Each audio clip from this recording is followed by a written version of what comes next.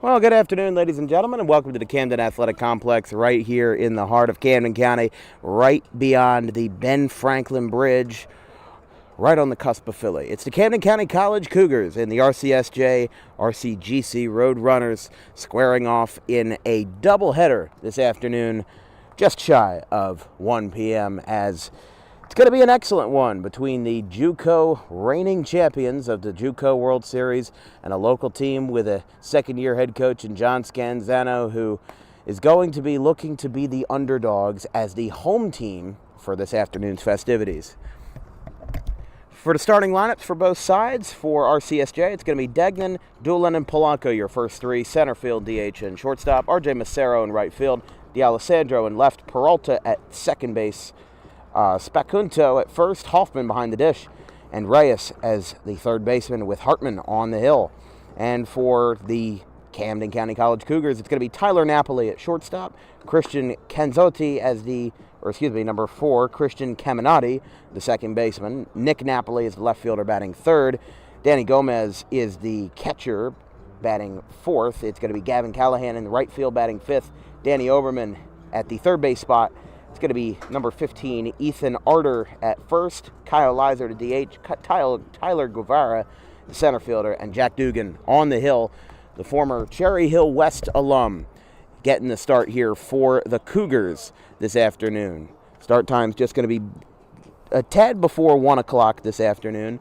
Now, unfortunately, our main graphic that we have for the scoreboard, we accidentally switched up the home and the road teams, because we were told on the website that RCSJ was going to be scored as the home team. So a little bit of a different change of plans, but we will fix that ASAP.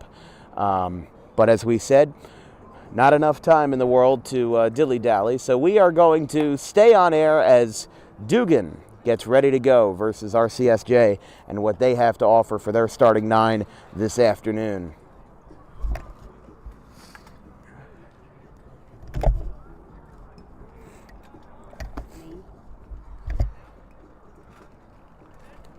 So like we said, those home teams and road teams are switched, but we will fix that as soon as possible, as the first batter is going to be Degnan for RCSJ.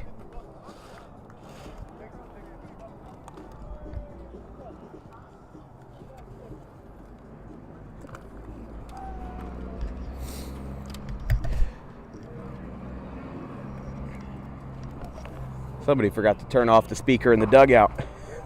Off to a hot start on a not-so-hot day here on a Sunday, February 25th. Dugan steps in. First pitch. It's a strike, 0-1, and we are underway.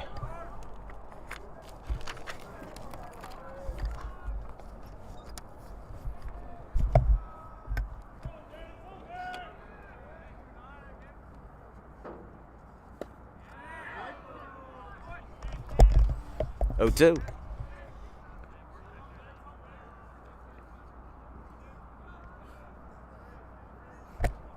Degnan, the center fielder, down in an 0-2 count, takes away.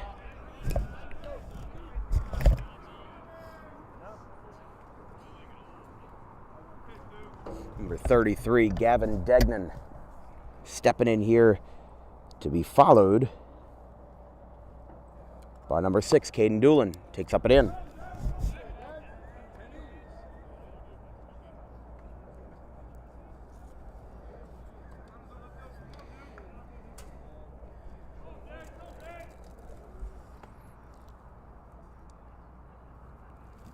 Go. 3-2. So he has kept resilient, started out 0-2, and now has worked himself all the way up to a full count. Roadrunners looking to get a hot start here after sweeping Camden County College head-to-head 2-0. There's a hot shot out to short. Picked up. Oh, no, that's going to be botched, and it's going to be an E6 that gets the Roadrunners their first base runner of the afternoon. And here's going to be Caden Doolin. And the last time these two teams played together wasn't too pretty for Camden County College. It was a 34-3 affair in 7 innings. Camden County College did have a closer game the first time that these two teams met, but the final score was still 6 runs in favor of RCSJ in an 18-12 final. as Doolin takes upstairs, 1-0. The shortstop, Ernesto Polanco, going to be on deck here for the Roadrunners. 2-0. It's going to be Polanco, and that's going to be R.J. Mastero, the Gloucester Catholic alum and older brother of Jack Mastero, the three-sport athlete for the Rams. He's going to be the cleanup man here for the Roadrunners. 2-0.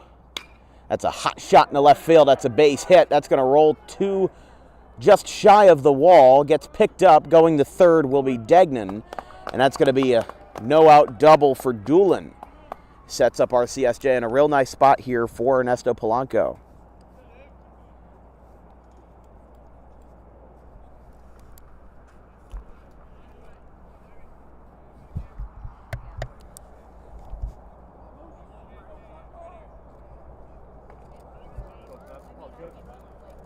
The shortstop, Polanco, digging in here for his first at-bat of the afternoon.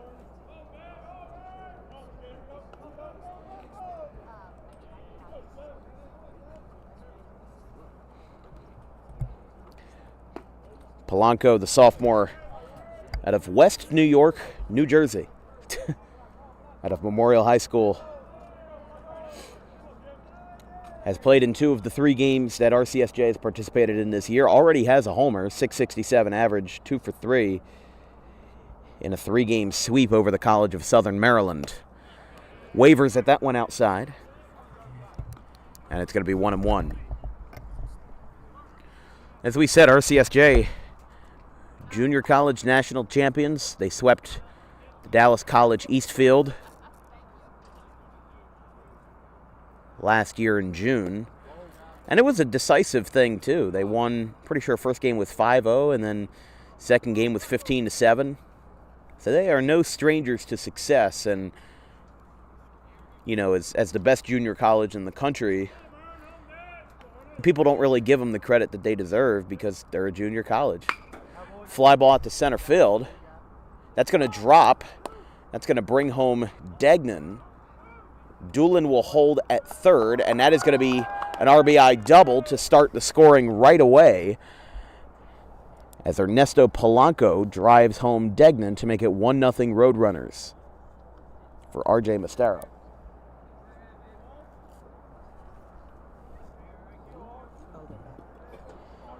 Like we said, RCSJ and Camden County College are backwards, but when we have the break for you, we will fix that graphic.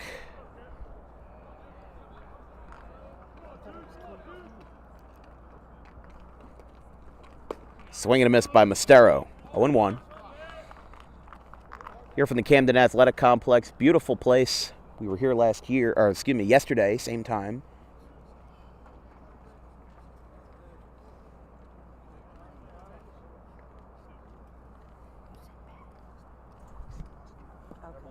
In the dirt, 1-1. R.J. Mastero, a freshman this year out of Gloucester Catholic, hailing from Westville. He again was in 2 of the 3 games for the Roadrunners in their 3-0 sweep over the College of Southern Maryland. 1-1. Curveball misses. 2-1. Of course, we are not missing a beat with the broadcasts. We've got basketball on Monday and Tuesday. St. Joe's, Hamilton, and Gloucester Catholic, 5:30 p.m. tomorrow. And then we've got Paulsboro and Pittman in the the second round of the South Jersey Group 1 playoffs. Hefty hack, swing and a miss by Mastero. Brings it to 2-2.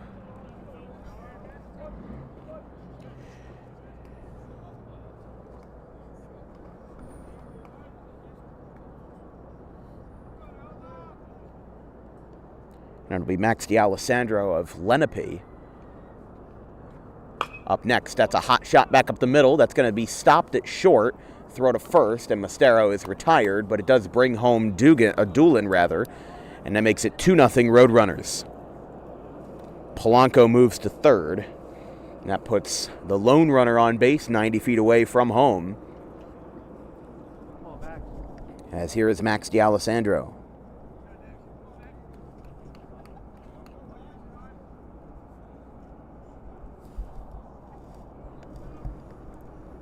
from Mount Laurel and Lenape. Class of 2022 grad. It's a nice play up the middle there. I mean, it was the first out of the game, so you needed to get something going from Tyler Napoli. You just needed to have something go right for the Cougars. You know, remember, this is the same team that when these two played last year, RCSJ put 34 runs up on them. But remember, rosters for junior colleges and community colleges basically flip over every 2 years. So even statistics, you know, we talk about how high school statistics are basically irrelevant the further back you go. Meanwhile, for junior colleges, that window of relevancy for using historical statistics to judge how good a team is are even smaller of a window. That's going to be a 4-pitch walk for D'Alessandro. And that puts 2 runners on for Peralta, the second baseman. Juan Peralta coming up here. And on deck, number 25, Joe Specavento.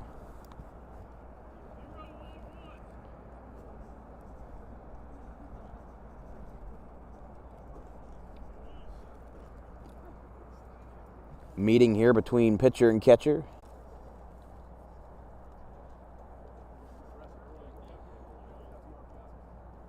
Donnie Gomez, rather, and Jack Dugan squaring off here, or meeting up to make sure that everybody's on the same page. But 6th batter of the inning and only 1 out recorded so far. 2 runners on, as that one misses, 1-0. First and third for Polanco and D'Alessandro after the walk, as Peralta steps in versus Dugan. Swing and a miss on a breaking ball. Going to be 1-1.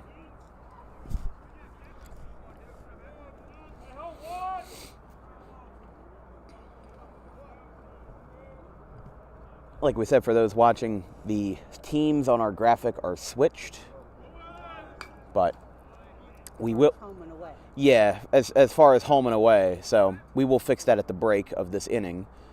We apologize. Just on the Camden County College website and on the RCGC website, it had listed RCGC as the home team. So I apologize.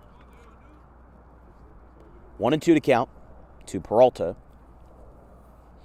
2 runners on. Big chance for RCGC to extend their lead early. But who knows? Camden County could be coming right back if they get their chance to bat. Runner goes, but they are going to basically leave it uncontested, and it'll be a stolen base for D'Alessandro. In some situations, that would be scored as defensive indifference, but I think because it's the first inning, it still counts as a stolen base if the catcher doesn't make a throw. But the 2-2 to Peralta. Dugan delivers a high curveball, and the count runs full.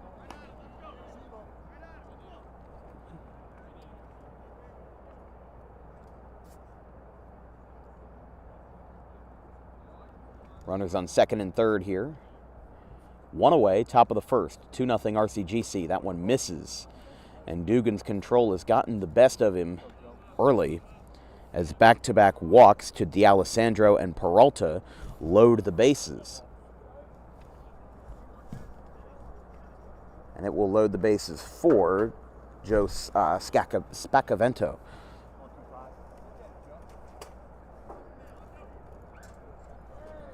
Spacavento, the first baseman. He'll be followed up by number 10, Wyatt Hoffman, the catcher.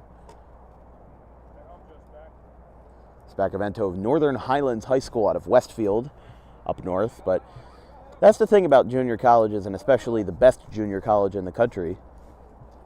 You get people from all over. You know, we've got people from Central Jersey. You've got, Augusto del Carmen from the Bronx, North Jersey, South Jersey, Pennsylvania. You got Edwin Hernandez out of Philly.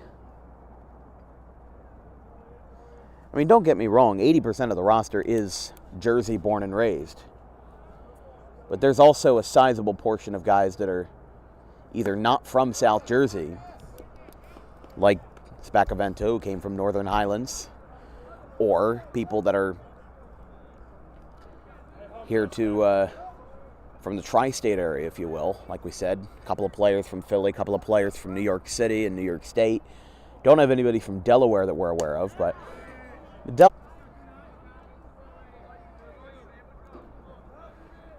with the bases loaded, big chance for Spacavento. There's a line shot in the right field. That one is foul. By a hair there, just missed it.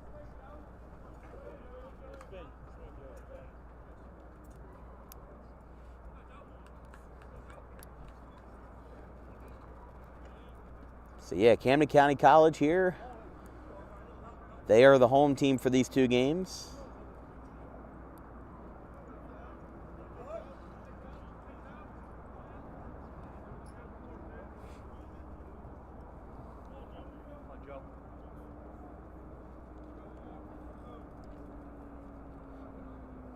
And the 2-2 upstairs.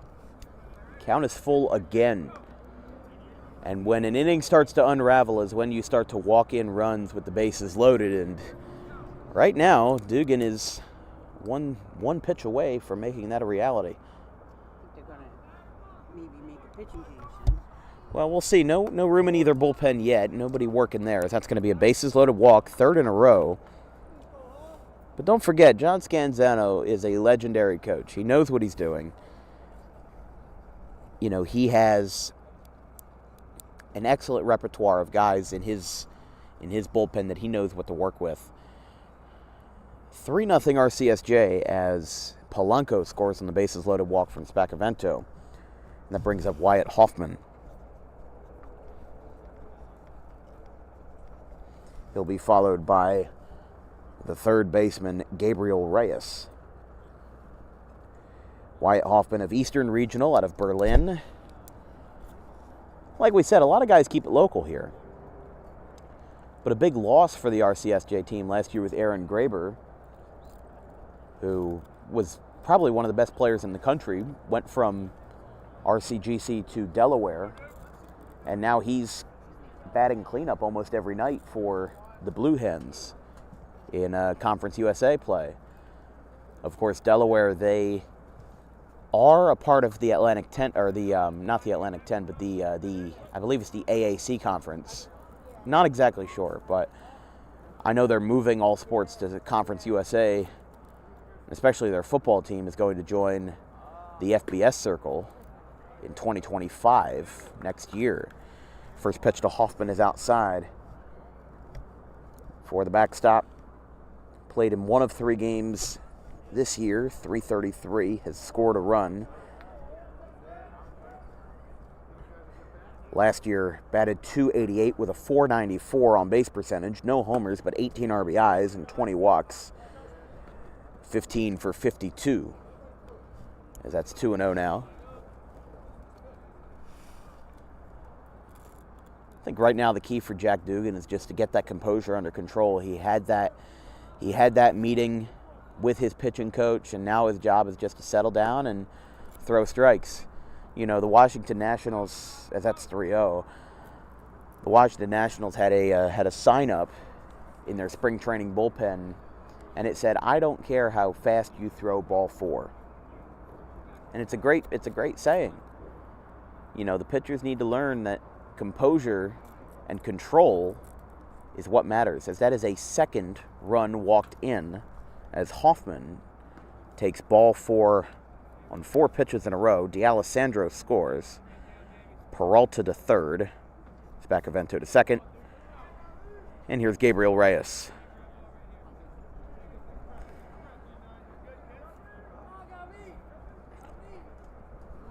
I mean, all he needs right here, all Dugan needs is a ground ball. Turn a 4.63. His infield has a great force behind him. But when Degnan made contact and Napoli had the error at shortstop, that kind of threw a wrench into things. And it kind of made it more difficult for Camden County College to get their feet back on the ground in what has already turned over into a 4-0 ball game.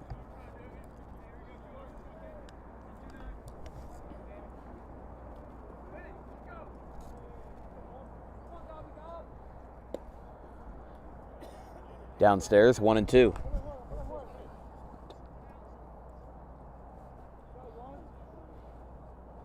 1-2 the count to Reyes with one away, bases loaded. 3 of RCSJ's 4 runs have come in on bases loaded walks. That's a little tapper back in front of the mound. Dugan picks it up, shovels it to the plate, gets one. Throw to first won't do anything, but they move everybody up. The bases remain loaded, but an out is added to the scoreboard. There's 2 away.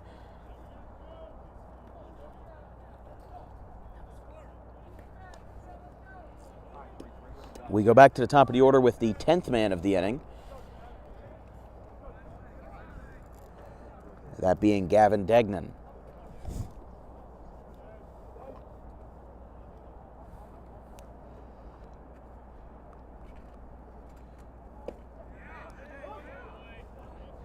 Degnan from Shore Conference fame, the freshman from Donovan Catholic, home of the Griffins.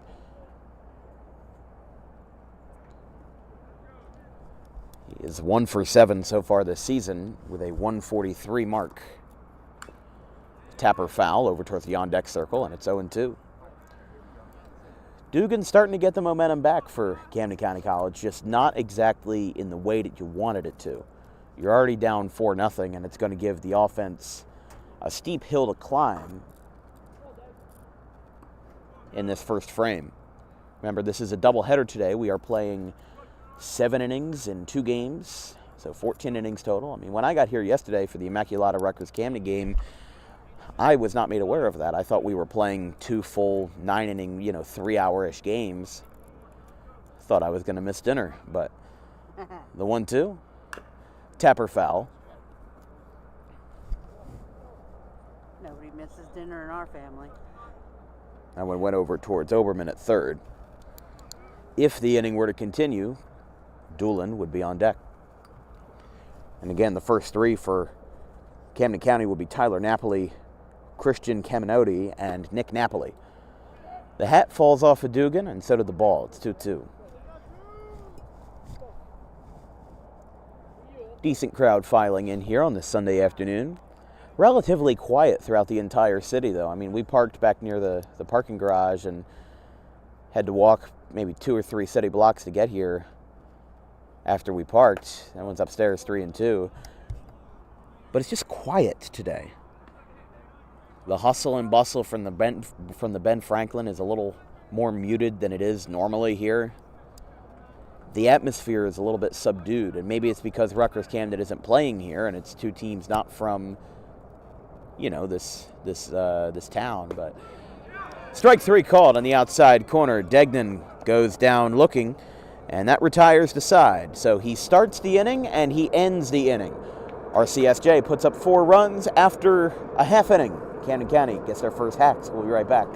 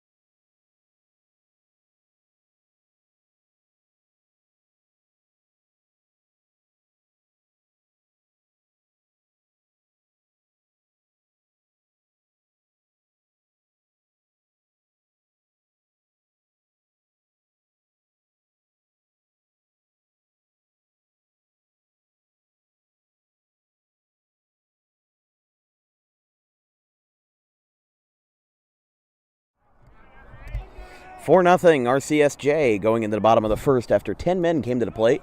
Tyler Napoli will be the first one to hit for the Cougars in the bottom half of the first.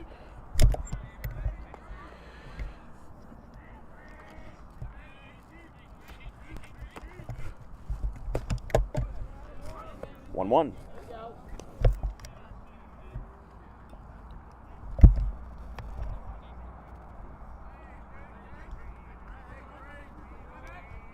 Tim Hartman on the hill for the Roadrunners as he fires that one low, 2-1. Hailing from the home of the Red Devils,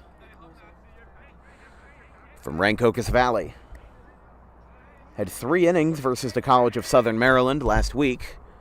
That's a hot shot by Napoli, out to second base, picked up, threw to first in time. 1 away.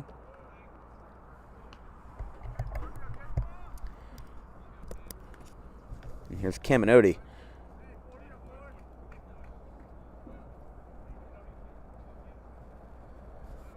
So a quick 4-3 ground out takes care of the first Napoli.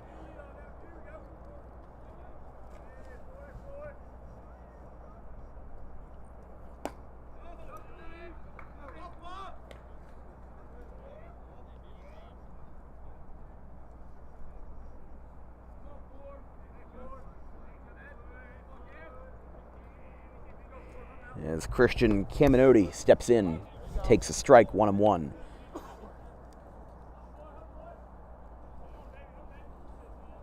The second baseman here for the Cougars this afternoon. 1-1 is a strike, 1-2.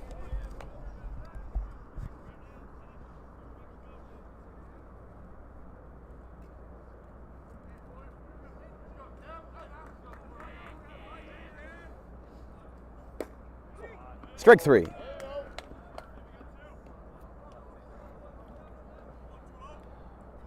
Two outs.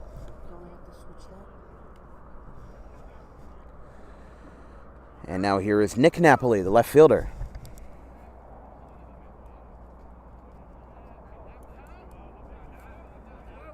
So a ground out and a strikeout start the frame as Hartman gets a strike in there.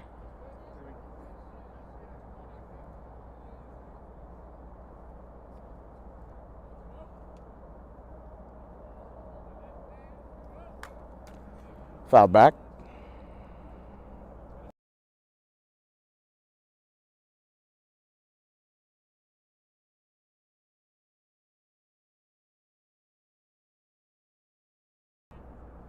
The 0-2. Camden County College, they are going to be on the road to start the month of March. They're going to be versing Brookdale Community College on March 1st, 2nd, and 3rd, or rather on just March 1st and 2nd. They'll have a doubleheader on Saturday the 2nd. That one misses outside on the breaking ball. 2-2 to Tyler Napoli of Timber Creek. The right-handed sophomore gets the 2-2.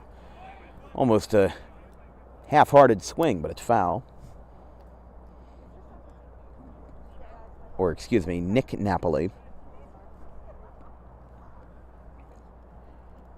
Number 20 of, once again, of Timber Creek. Twins with the shortstop and the leadoff man, Tyler Napoli, who grounded out to second base to start the ball game. That one is foul. It'll be 2, 3, and 4 for RCSJ in the top of the second inning. That'll be Doolin, Polanco, and Mastaro.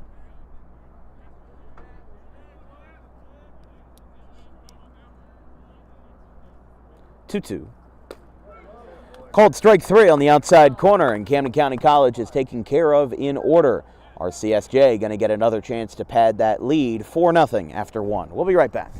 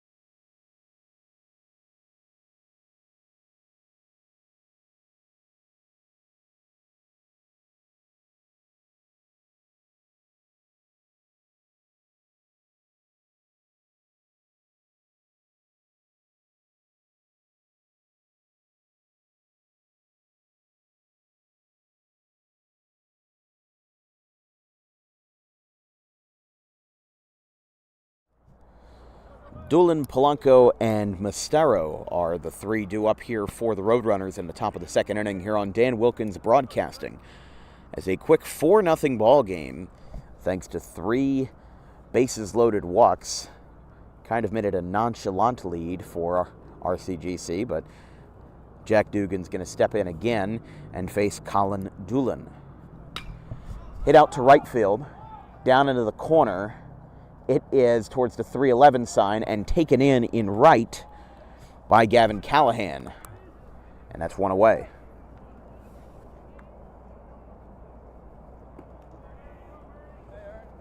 I gotta imagine it's a little bit hard to see with the sun being right behind us, especially if you're an infielder.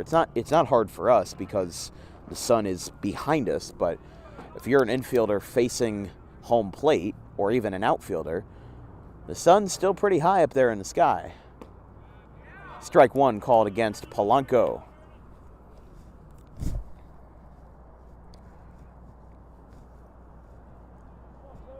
Jack Dugan of Cherry Hill West, class of 2022 of the Lions. I saw Dan McMaster post that he was excited to watch the live stream, and I send him my thank you if he's watching right now. Dan McMaster, I know we tried to get a Cherry Hill West baseball game last year. Didn't materialize, but very happy to work with Dan McMaster and the Cherry Hill West crew in 2024. One of the best teams in South Jersey Group 3.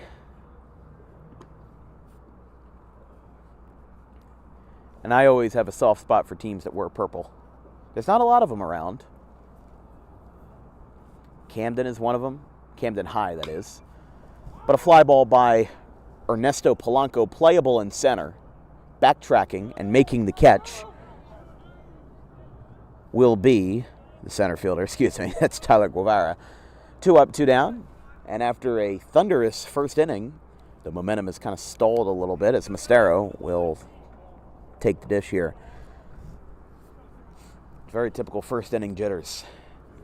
Sometimes a pitcher just struggles to get adjusted at the start of the game, and that can hurt you sometimes. Swing and a miss by Mastero, 0-1. Not nearly as windy as it was yesterday, not nearly as cold as it was yesterday. Still quite brisk, but not as bad as it was yesterday. The wind was blowing in. Not to say that it's anything but cold, but It is cold. it is cold, but not as bad as it was yesterday. I think we were down in the 28, 29 range yesterday. And today is at least a little bit more fairer at a 36 or 37 when we got here. We need to start covering baseball in Florida in February. That is true. 2-1 on a swing and a miss. Oh, excuse me, 1-2. I was reading off the scoreboard.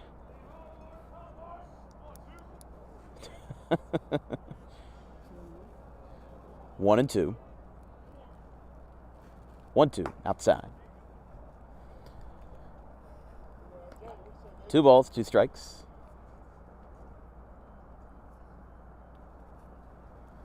If the inning were to continue, D'Alessandro would be next for the Roadrunners. You're from the Camden Athletic Complex, a place where we will be visiting very frequently this 2024 baseball season for college, for high school, for summer leagues. It's very exciting. You know, I've said before, I love covering basketball, I love covering football, you know, I love my time covering soccer, but this is where my true passion lies.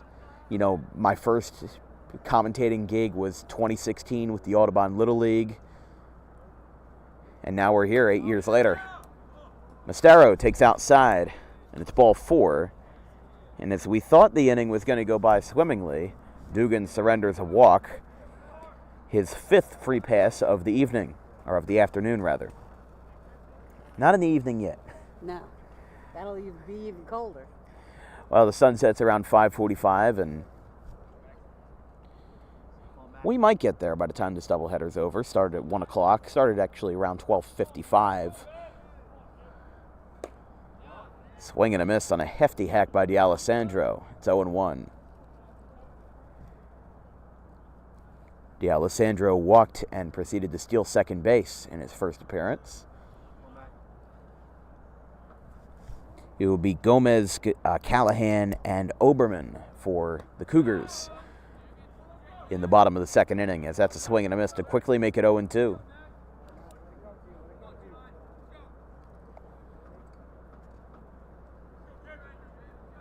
Pitcher has definitely settled down from the first inning. Yeah, the momentum has changed a lot. You know, Dugan just couldn't throw a strike to save his life, and now he is a lot more composed and forcing a lot more swing and misses as a throw to first behind the runner goes to no avail, a 1-2. You know, you need a lot of trust in your catcher, and they've got the trust in Danny Gomez. They tell you in high school ball, don't throw behind the runner, or even in any level that's not college, they tell you don't throw behind the runner unless you know you can make that throw. Swing and a miss. First strikeout for Jack Dugan, and it retires the side without surrendering a run. 1.5 through here at Camden County, or actually here at Rutgers Camden, but it's RCSJ 4, CCC 0.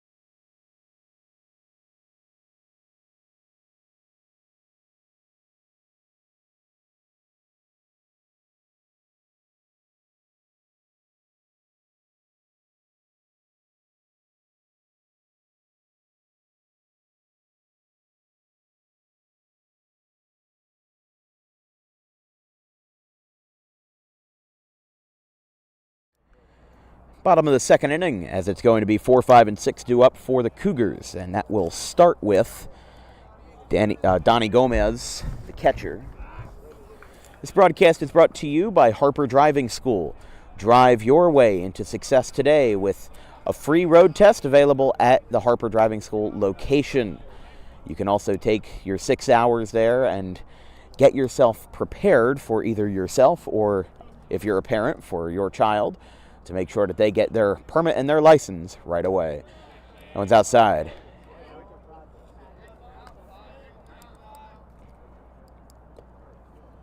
Visit today at the Total Turf Experience campus, Suite 4 in Pittman.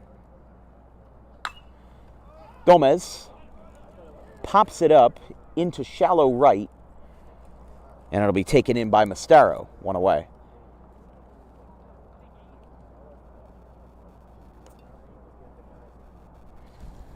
Here's Callahan.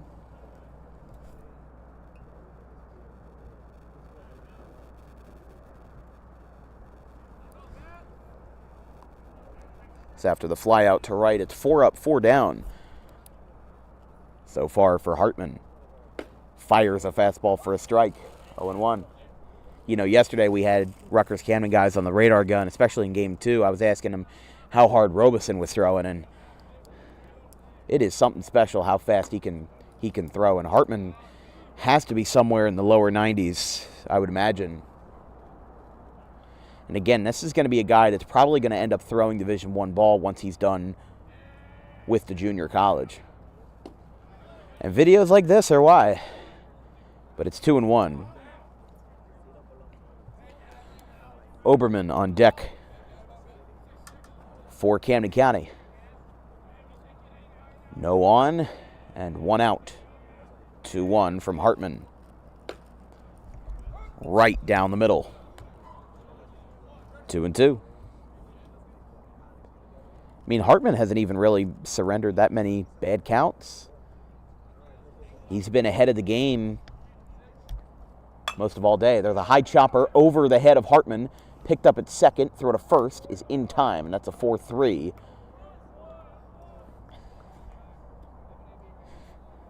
As Peralta retires Callahan.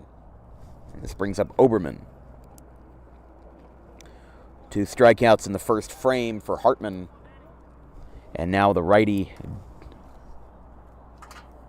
excuse me, that being Danny Oberman, steps in. Well, actually, it's Danny Obermeyer, sorry, from Bishop Eustace, freshman this year. Bishop Eustace provided a lot of star-studded talent from this 2024 graduating class, and even from the 2023 and 22 graduating class. You know, when it comes to non-public teams in South Jersey, there is a top tier, and, you know, you could probably put Gloucester Catholic, Bishop Eustace, and PVI in there. And I don't even know if you'd put PVI in there. You know, maybe they might be a step below. That one is fouled back to the top of the netting. It's 0-2. But we'll be covering those parochial teams aplenty in 2023. Bishop Eustace especially. They'll be in Audubon's Ralph Shaw tournament in the first weekend of April. And we'll be covering them versus Cherry Hill West on May 14th. Where else but right here. Maybe the weather will be a little bit fairer by the time mid-May comes around. And of course, we'll be back for the Camden County All-Star Game. That was fun to cover last year. The rules were a little ambiguous, but that's just the way it is. 1-2, curveball, ducks down, doesn't get it, and it's 2-2. RCGC had 4 men come to the plate in the top of the second inning, did not score any. But Camden County right now is just trying to get anything to go off of Hartman, and they've been unsuccessful. I mean, at this point, you know, look, they don't play, RCSJ doesn't really play the same colleges that Camden County plays. They're not in the same conference. They're not even really in the same league. But the difference is that Camden County College is used to playing other community colleges. So there's another foul ball. Count remains 2-2. If the inning were to continue, Arden would be on deck. Ethan Arden, number 15, the first baseman. But the discrepancy is that, you know, look, RCGC is used to playing junior colleges. Camden County is used to playing community colleges. People don't know the difference, but they are different, especially in terms of their quality of play. A slow grounder on a jam to first, and it's picked up and retired. 6 up, 6 down for Tim Hartman. We'll be right back after this.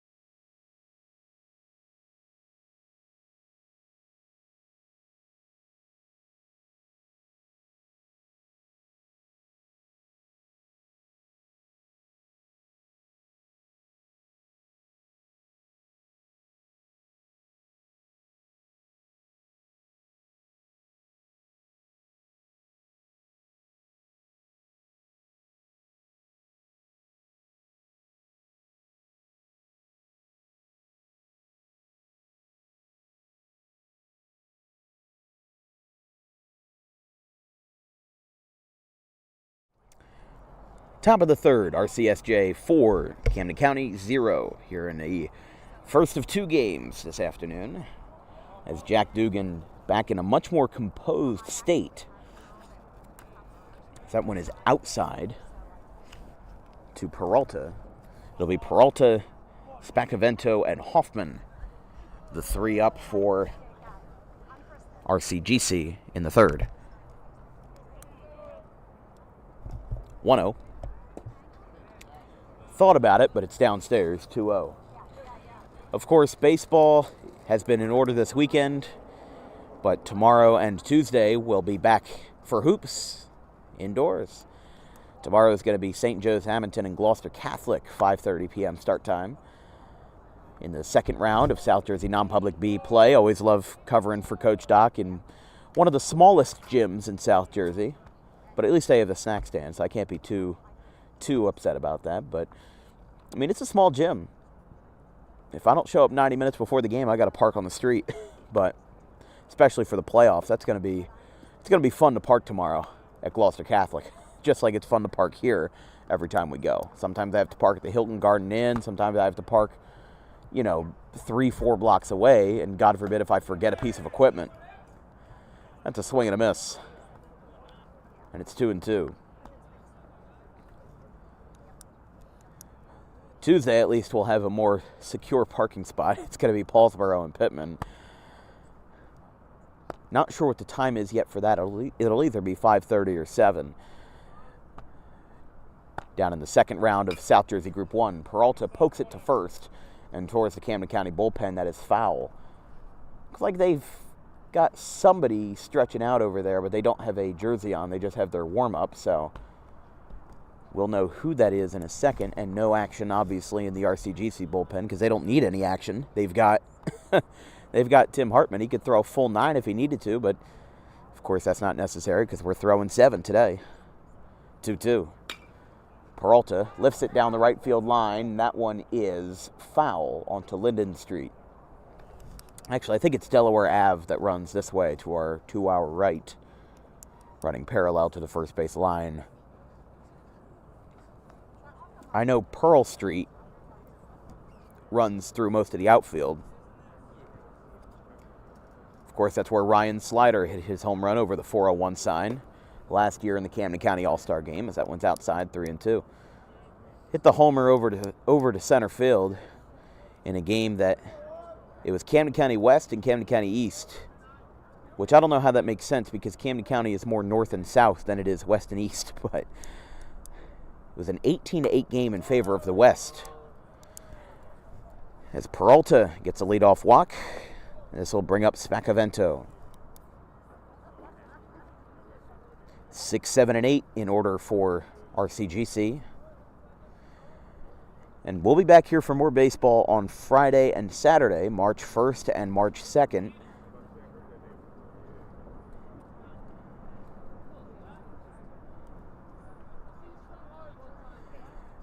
Penn State Abington at 3:30 on March 1st versus Rutgers Camden as there's a fly ball. It's a deep right field, but it's playable. Taken in. And there's one away. One pitch, one out. For Wyatt Hoffman now, who walked. He was the last batter to reach base in the first inning.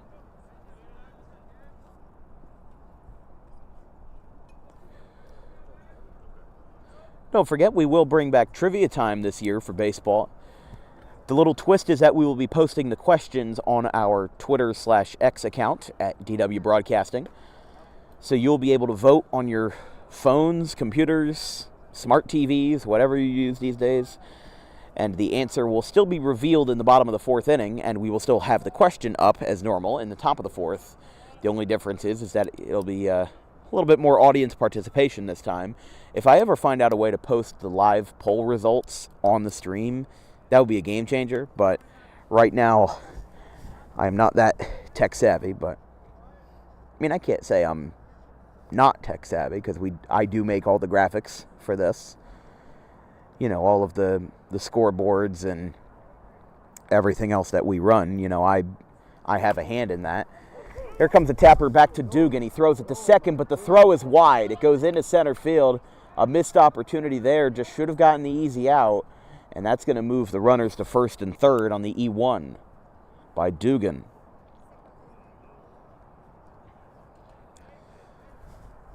And that's what separates the JUCOs from the community colleges, is that mistakes like that, I don't think an RCSJ pitcher would make that mistake. But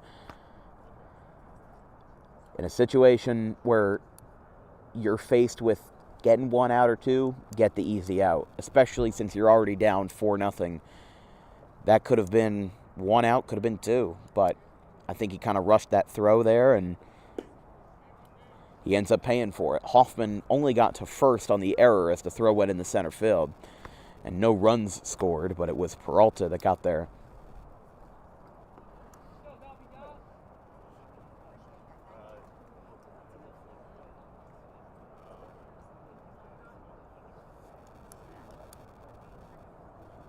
(1-0) to Gabriel Reyes. That one misses outside, 2-0. Of course, opening day for high school baseball can't come soon enough. We'll be going north during our spring break week for at least one game. On April 1st at 11 a.m., it's the Rancocas Valley Red Devils and the Bridgewater Raritan Panthers from up in the Skyland Conference. That'll be our first game of the year. That one is a swing and a miss, 2-1. And then we'll be going back down south for Audubon and Paulsboro for their opening day match on the 2nd. The 3rd is a rest day. The 4th will be Audubon and Haddonfield in Audubon's home opener. We do cover Audubon's basically their full season. Tapped foul.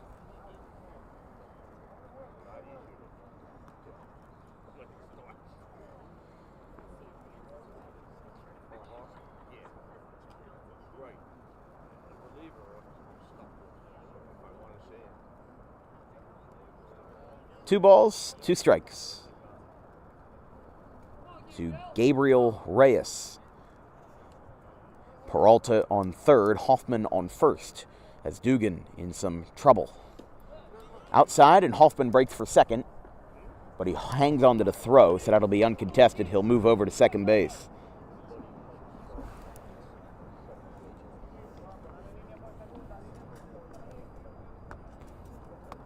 Decent crowd on hand this afternoon, about 1:45 in the afternoon.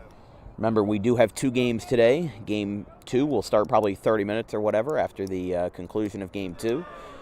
There's a swing and a miss. Strikeout number 2 for Dugan. And it comes on a swing and miss for the second out of frame number 3.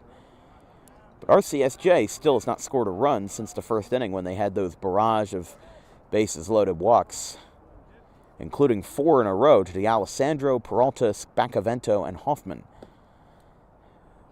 That one goes outside to Degnan. If the inning were to continue, Doolin is on deck for RCGC.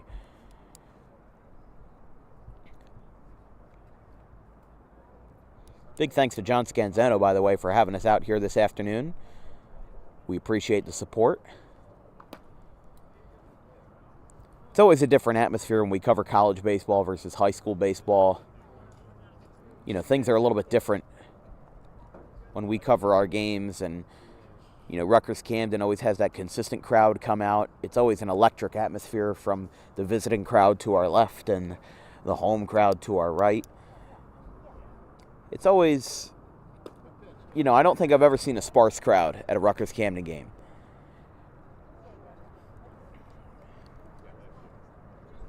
Two balls, one strike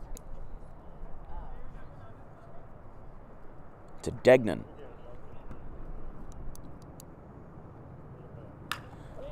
Ground ball out to third, playable. Throw across. Will trail him off the bag, and that is going to not be in time as he got thrown off. And the run will score. That being Peralta. It is now 5-0 RCGC. Looked like that was going to be a simple play there, and Obermeyer just could not hang on to it. That's going to be scored as an E5.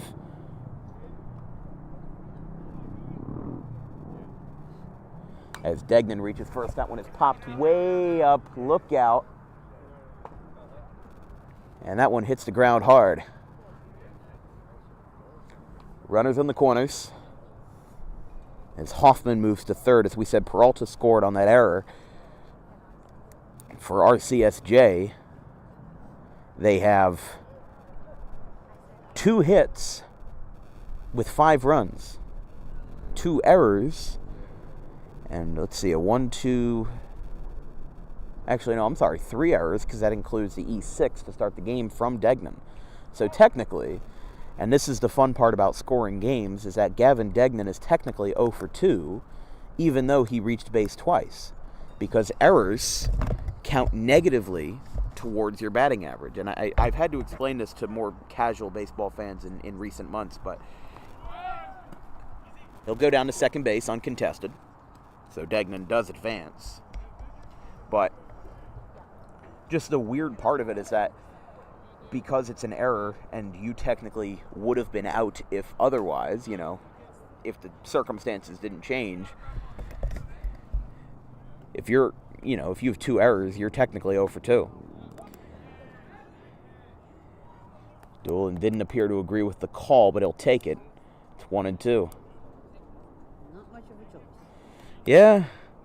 Well, we saw some calls that were a little controversial yesterday. If you look at the beginning of Game 1, there was a swing from Immaculata's Joey Sacco where it very clearly looked like he went around, but they didn't call it. That one is fouled way back onto the track and almost onto Delaware Ave. Still in the top of the third here, RCGC gets their 5th run of the night. And if you're still filing in, RCGC got 4 runs in the first, 3 of them on bases-loaded walks. And Dugan delivers the 1-2. Popped way up after a litany of foul balls. Who's going to call for it? It's going to be the first baseman, Mr. Arton, to grab that one and retire the side. RCGC plates another thanks to an E5 off the bat of Gavin Degnan. We go to the bottom of the third, 5-0 Roadrunners. We'll be right back.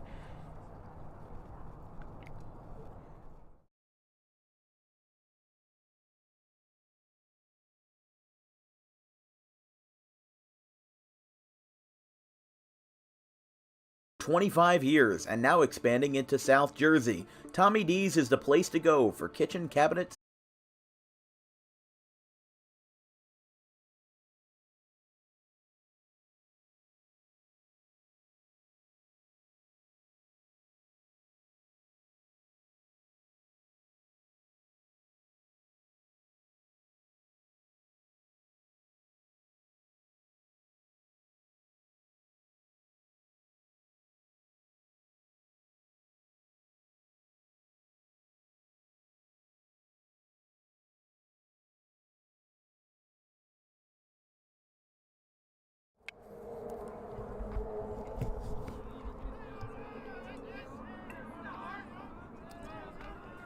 It'll be Arton getting it started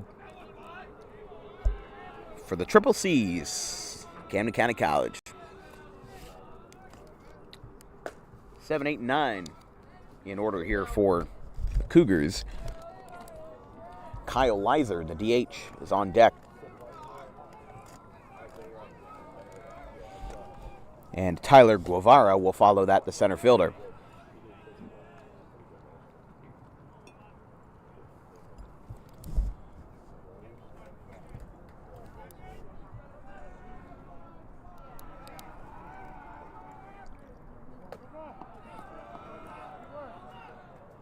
Two and one. Right now in Camden County's position, what they're going to want to do is they're going to rely on Hartman's control getting the best of him. And you get an account like that, you rattle him a little bit. Foul tip, 2-2. Just barely made contact. Wouldn't have mattered anyway, but if you can get ahead in the count, you have to be conservative with what you swing at.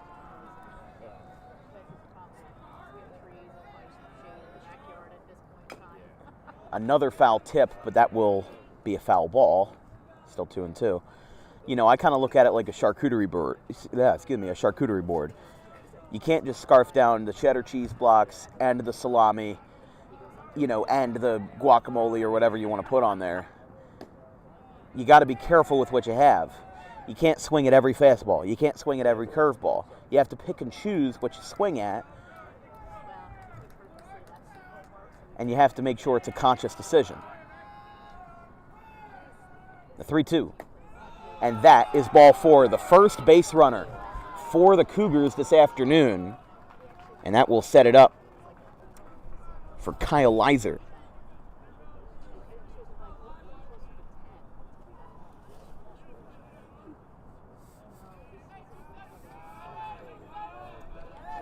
And this is how rallies start.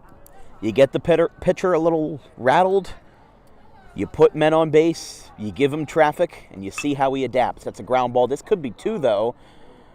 And what a quick way to diffuse the situation, a 4-6-3 double play. And that dives down the dugout very quickly. 2 away. So here is Tyler Guevara. Gavura. Sorry. Gotta learn all these new names. Exactly. Gavura of Cherokee. We'll be covering a couple Cherokee games this year. We already covered them for basketball playoffs last week in a very, very chippy game versus Cherry Hill East. But we'll be covering them versus Rancocas Valley on May 1st. That'll be a fun one for the Olympic Conference in the American Division. Fouled back. 1-1. Don't forget, get your phones ready because trivia time will be coming in the top of the 4th inning. You'll be able to vote on our X account. It feels weird saying X, but it used to be called Twitter. It is what it is. If you say Twitter, everybody knows what you mean. Yeah. 1 and 2. So Gavura, the 9th man in the order, still no hits allowed by Hartman. But we'll see what he can cook here. That one is upstairs, 2-2.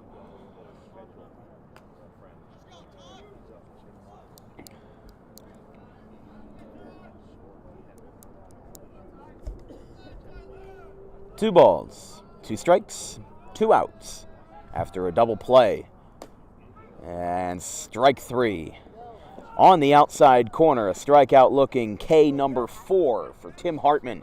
He takes care of business even with that early traffic. He diffuses the situation as quickly as he got into it. After 3, 5-0, Roadrunners.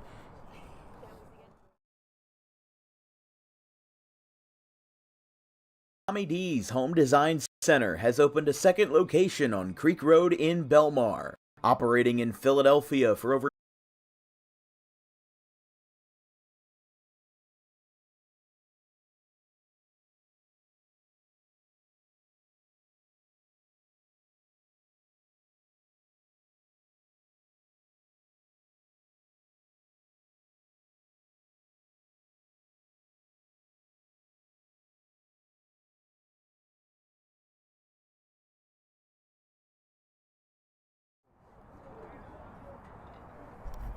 Here in the top of the 4th inning, it is time for DWB Trivia Time. Today's question is, from 1901 to 1954, Philadelphia had 2 Major League Baseball teams, including the Phillies and the Philadelphia Athletics. Where did they move after Philly? Was it A, Oakland, California, B, Pittsburgh, PA, C, Kansas City, Missouri, or D, Milwaukee, Wisconsin?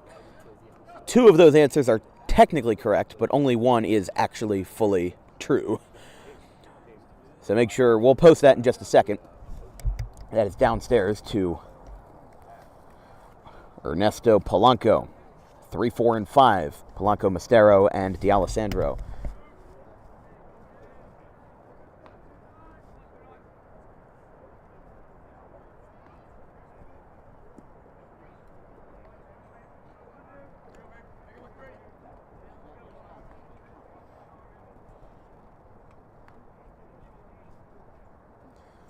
Three balls, no strikes.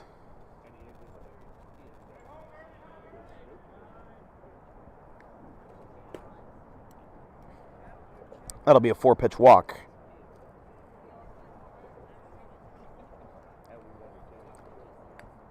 All right, the poll is now up, so if you think you know the answer, fire away. on our X account at DW Broadcasting. My vote is A. Your vote is A. You think it's Oakland? Mm-hmm. Because the Oakland Athletics, I guess. But That's my guess. all right, well, we're going to have a pitching change. Jack Dugan gets taken care of after 3 innings of work and a leadoff walk surrendered. We'll now have number 21 coming in for Camden County. That is Tiernan Blessey of Seneca. So we go from Olympic Conference back to the Olympic Conference again. We'll take a quick break. 5-0 RCGC with a runner on first. Pitching change made by John Scanzano here at Camden. We'll be right back.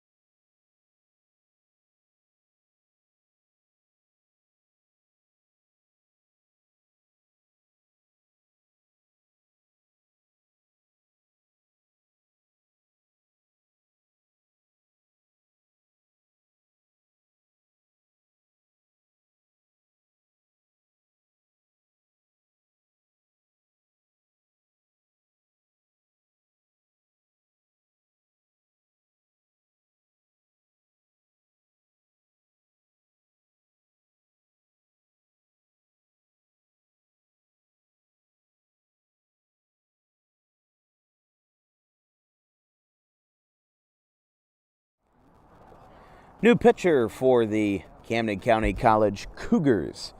And it is going to be none other than the freshman from Seneca, being Tiernan Blessey, or Blesi. Nobody gave me a pronunciation guide, but You're not Dan Baker yet. You don't get the guide. exactly, yeah. You know, it's funny, we met him a couple of years ago, the Phillies game in 2021, I believe it was.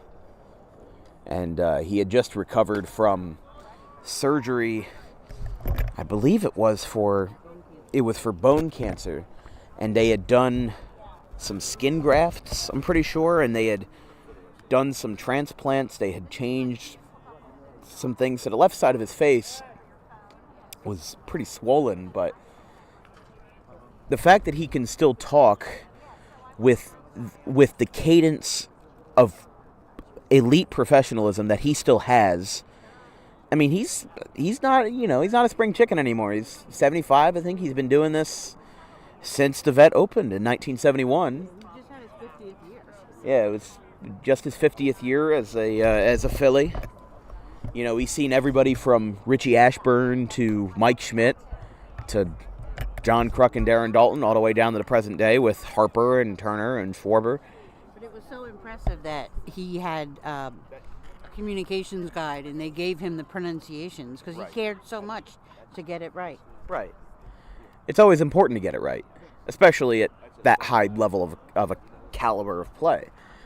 But he graduated from Audubon High School back in 1964. He's honored in the Ring of Honor in their rotunda, along with Rich Horan, class of 73, the 30-year head coach of Audubon. George Geist up there as well, class of 73, William Westfall. Flacco is up there, yes. Class of 2003. Of course, the Phillies won yesterday. We scored 10 runs in an inning and still had to hold on for the lead for dear life. Nothing has changed. Nothing has changed for our dear Phillies. Except their game is warmer than our game today. Exactly, because they were down in Dunedin yesterday facing the Blue Jays, 3-1. We'll have to get down there sometime.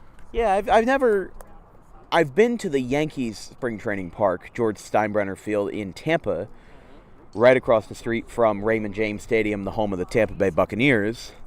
But I was not there for a Yankee spring training game. I was there for the Tampa Tarpons, their minor league affiliate, which occupies that ballpark during the spring and summer. It was a fun game, though. Fun ballpark. With a 3-1 count, they opt to intentionally walk Montero.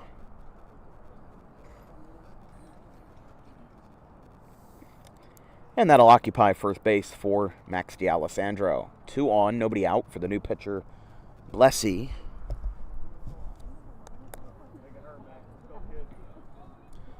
And a 5-0 game in a game that has already started to fall off the rails a little bit.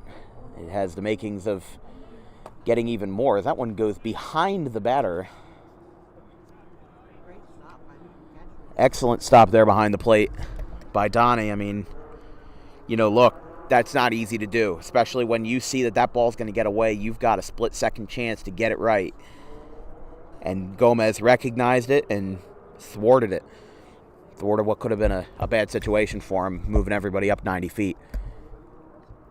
But it seems like Blessy also has to work on his control as well. D'Alessandro bunts to third. Throw across. Is going to get away. It will hook down the first base line. It goes behind. And it goes behind the bullpen. They're going to get him back at second, but the throw goes into left field. A comedy of errors. D'Alessandro is going to round third, and he will come home for an inside-the-park bunt. I have never seen that before. Max D'Alessandro bunted the ball about 15 feet and made an entire trip around the bases.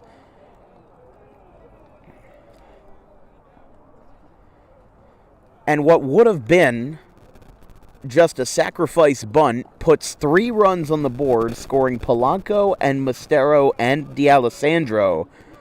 That happened to Rajay Davis one time about 10 years ago when he was a Toronto Blue Jay. That's a rocket. Keep the momentum going out to center field. It is going to one hop off the wall in center. Peralta not stopping, going for third. He dives and he is safe with a triple, keeping the momentum alive as Peralta follows up the inside the park, whatever you want to call that, with a triple. Well, technically, that is going to be a 3-error play. Not Peralta's hit, but the one before it from D'Alessandro. That is going to be a 3-error play. It's going to be an E5, an E9 for bobbling the ball in right field, and an I think it was whoever threw the ball in, I think it's going to be an E3. Still, 3 errors charged either way. And I don't think I have ever had to score 3 errors on one play in my entire high school, amateur. Remember, I've covered travel baseball tournaments for the 8 and 10-year-olds, and they commit a lot of errors. Fly ball to left, that's going to drop, that'll get down. Scoring easily is Peralta. Spacavento gets into second base with an RBI double, makes it 9-0. That's where this game might start to unravel a little bit. Camden County just not really having the same grip that they would have before.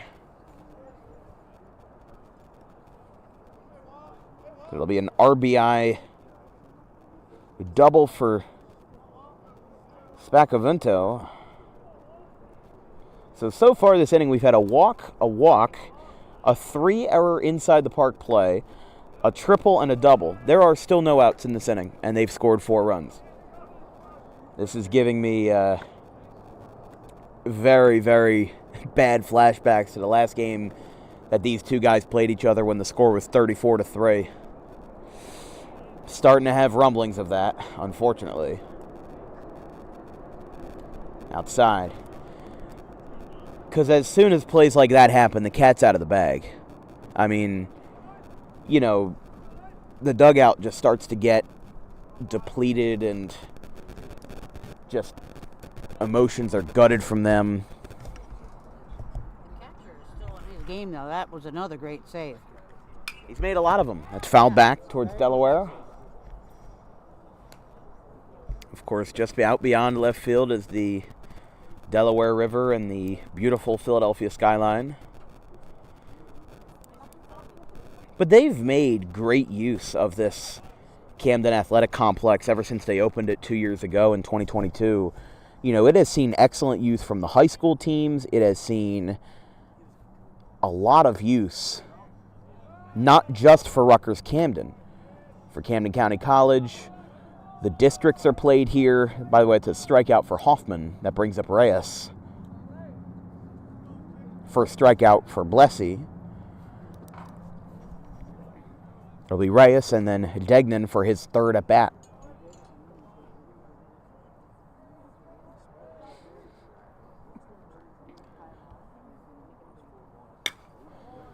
Hit out towards second base. That trickles into center field. That's a base hit for Reyes. His first of the day. Storming around third, coming to the plate and scoring.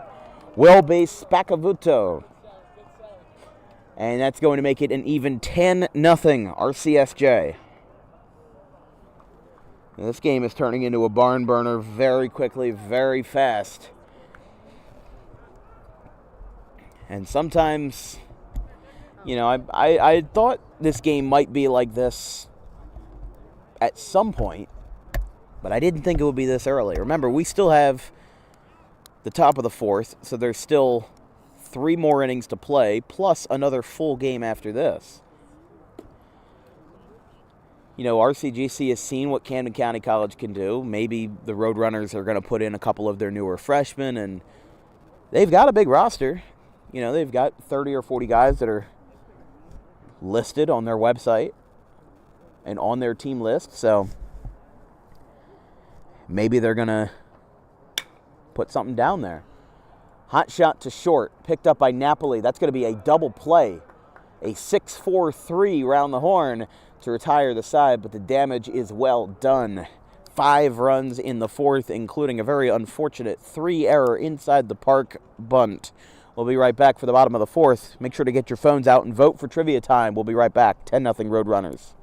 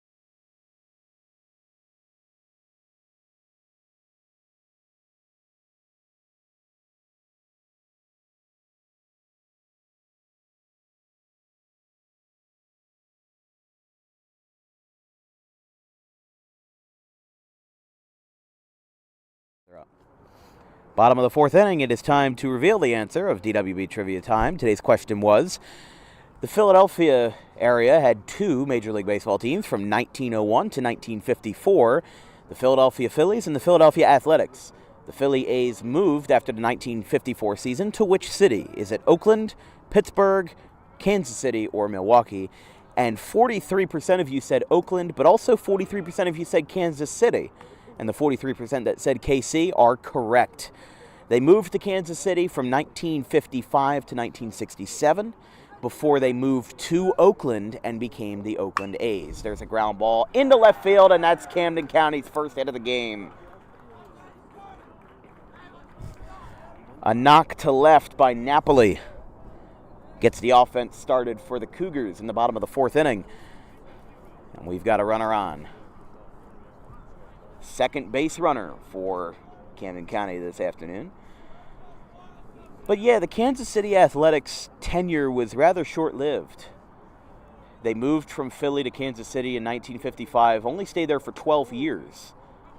There were a lot of problems with the stadium where they played, and as is the motive for every team ever moving, it was attendance. Baseball wasn't really as popular in Kansas City yet, and after all, they didn't really need that. As that one goes to the backstop, that's going to be a wild pitch. Advancing to second is Napoli. Takes a turn and holds up there. So a little bit of life coming out here. By the way, Hartman was relieved. The new pitcher in for RCGC is number 18, that being Joey Ruffino, the left-hander. So maybe Camden County's going to get some life into them in this middle inning. 1-1. That is fouled back to the netting. Drops right in front of us. But, I mean, why did the Montreal Expos move to Washington? Attendance. Why are the A's, the current A's, moving to Las Vegas? Attendance. Why were the why were the San Francisco Giants rumored to move to Tampa Bay in 1993? Attendance. A lot of times, 9 times out of 10, when a team relocates, it's because they can't draw fans, and they need to find a bigger market. That was a 1-3 ground out to Caminoti, and here is, that is Nick Napoli at the plate. One away, runner on third. Camden County looking to score their first run of the game. I like San Francisco Stadium. It was a lot of fun there. Oracle was great. Oracle Park was great. It used to be called Pac Bell, and then it was AT&T Park for the longest time. But a lot of people forget that the San Francisco Giants almost relocated to Tampa Bay in the early 90s because they couldn't draw in fans. They didn't have anything. And then that move was spared from happening because Barry Bonds, the Pittsburgh Pirate, signed with the Giants. If Barry Bonds had gone anywhere other than the Giants most likely would have moved to Tampa in 93, and we would have had the Tampa Bay Giants, or maybe the Rays would have come up in a different form. But the Devil Rays in 98, that expansion, probably wouldn't have happened if it weren't for Barry Bonds signing with San Francisco. And Barry Bonds being a 2-time MVP with the Pirates in the late 80s and early 90s was enough of a signing to help San Francisco to play. That one's in the dirt 2-2. But remember, this was still in the era where we were playing in multi-purpose stadiums. The Phillies and Eagles shared the Vet, and in San Francisco, the Giants and 49ers shared Candlestick Park. And the Giants got their own stadium in 2000, Oracle Park. That one misses high, 3-2. So yes, for those of you that voted Oakland, that was kind of a trick question. They did move to Oakland, but not directly from Philadelphia. They moved from Philly to Kansas City, stayed there for 12 years until 1967, and then the A's came about when they moved there. That's a foul tip, and it knocks out. It's going to be still 3-2. But what were they called again in Philadelphia? They were always the Philadelphia Athletics. So that's how they got the Oakland Athletics. Okay. It's always been the A's. Philly Athletics, Kansas City Athletics, Oakland Athletics, and in 2028, the Las Vegas Athletics. 3-2. Ball 4. Napoli takes first, and both of the Napoli twins have reached here in the fourth. Is that a done deal that they're moving to Las Vegas? I think it is. Right now there's some controversy over stadium grounds. It might be a situation like the Los Angeles Angels, but they play in Anaheim. Right. It might be a situation where they have to play somewhere else in southern Nevada, but... Well, if they move to Las Vegas, we're going to have to put that on our list of places to go. Yeah, it's 0-1 to Gomez, but it's unfortunate. The A's did not hold, they were the only team that did not hold a so-called fan fest, where the players would show up and sign autographs for the fans. But the Oakland 68s, they are a fan-led group that opposes the move to Las Vegas, and they organized their own fan fest in the streets of Oakland yesterday. Over a dozen former athletic players, including their greatest closer in the past 20 years, Grant Balfour, he showed up. Coco Crisp showed up. A lot of retired A's were there from the 2000s, even from the Moneyball team. And the most surprising thing of all, more people showed up to that fan fest in Oakland than to yesterday's A's home spring training game in Arizona. But a lot of people are not happy, or at least unsatisfied with the handling of the Las Vegas move with the Oakland owners. You know, like when the Expos moved to Washington in 2005, they really didn't have a choice because Olympic Stadium was going to kick them out either way. And there was really no market left for baseball in Montreal. There's a swing and a miss. Gomez is retired, 2 away. But the difference between Montreal to Washington and Oakland to Las Vegas is that there is still a sizable Oakland A's fan base. The A's fan base didn't go anywhere. They didn't flock to San Francisco across the bay and all become Giants fans. They didn't, go somewhere else for their fandom. They never left. But you know this firsthand when we went to Oakland in 2022. The cheapest ticket we could find was $55. Yeah. And that's for a game where we were facing, with the game that we went to, we were facing the Angels and Shohei Ohtani. Yeah. Only 8,000 people showed up. Now at that point, you have to wonder, the costs become prohibitively expensive, the stadium is in disrepair, the fan base never went anywhere. The teams care for upkeeping everything. That's where it went out the window. And that's the controversy that a lot of people believe right now. But back to the subject at hand, 2 on, 2 out, and a 1-2 count, as Ruffino is going to try to get out of the jam with this traffic. Kind of unprecedented traffic for the Cougars, but he gets out of it with a strikeout on a breaking ball for Callahan. 4 innings through out of the 7 we'll play in Game 1. 10-0 Roadrunners.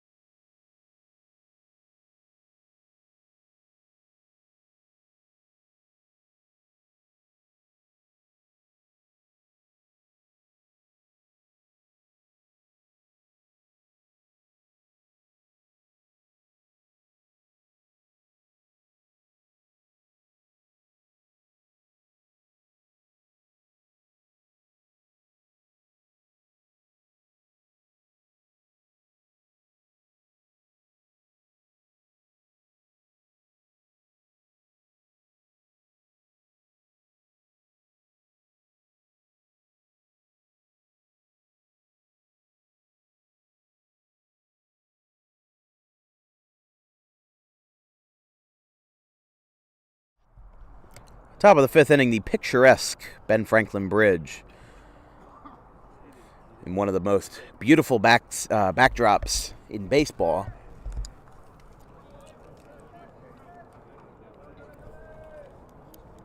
As Blessy gets the first pitch to be fouled back by Doolin, 0-1.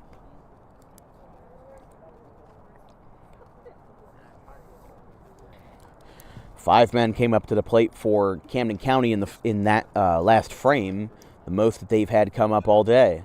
And they got their first hit, too, which broke up any no-hit bids because, you know, after how Hartman started the game, that was something that went through my mind. But, you know, I don't know if people would count a 7-inning no-hitter as much as they would a 9-inning one, but they do it in high school. We technically had a 5-inning perfect game by Bishop Eustace's Landon Mack, the Rutgers commit.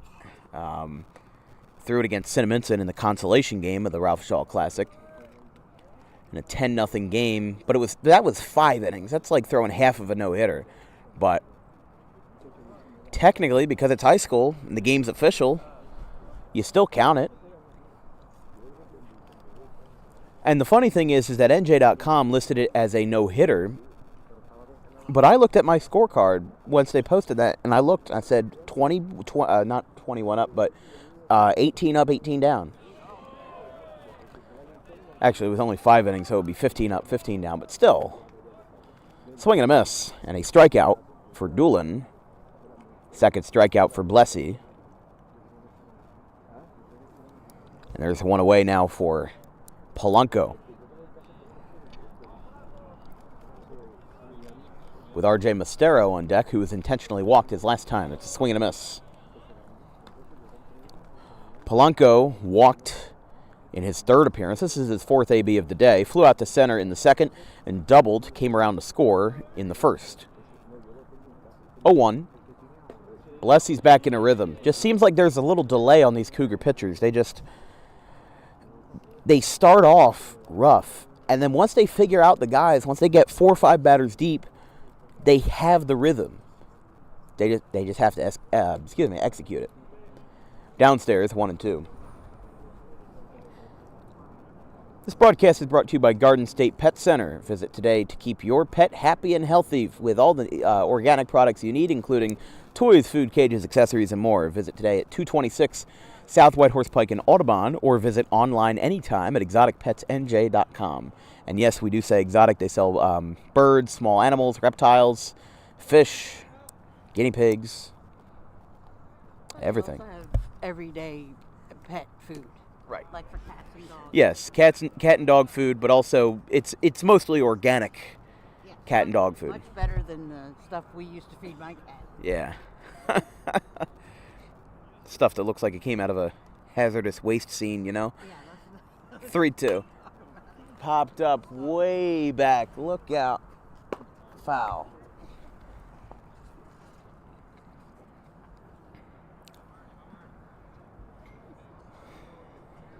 Whoever catches that baseball on the fly is going to have their hand stinging for a little while.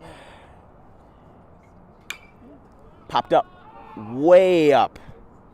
Down the third base line and shallow left, but Napoli comes down with it, 2 away. 2 up, 2 down. Oh, that's what the whistle is. Somebody's doing sprints out there. Yeah. I saw some track practice as I was walking in. What's that? I said I saw some track practice when I was walking in. Ah, I see. Got some pretty good facilities here. They've improved a lot, Yeah. to say the least. You know, Rutgers Camden used to play their baseball games here, but at Campbell's Field. Mostero pops it up. Shallow right. Who's got it? And it will be Callahan who brings it down.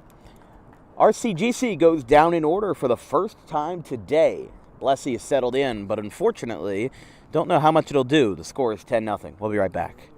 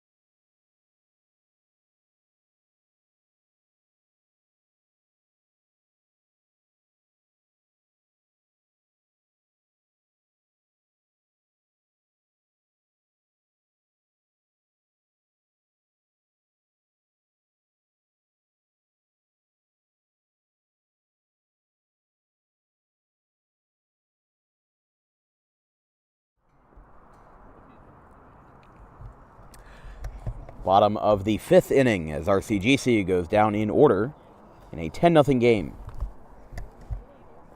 It's Obermeyer, Arden, and Leiser, 6, 7, and 8, due up for the Triple C's, Camden County College.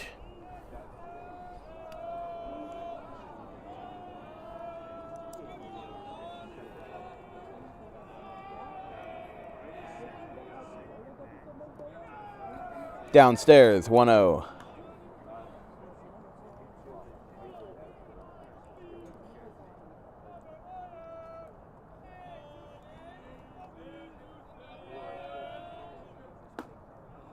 Outside. 2 balls, no strikes.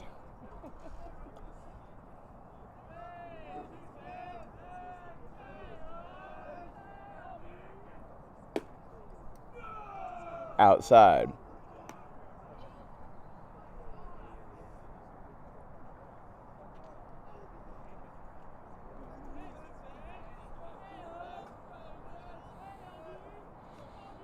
Three balls, no strikes. Gets the strike zone. Gets the benefit of the doubt there. 3 balls, 1 strike to Obermeyer. He struck out swinging to end the 2nd inning, his first time. Foul, 3-2 towards Delaware Ave. It's a good thing I didn't park out there.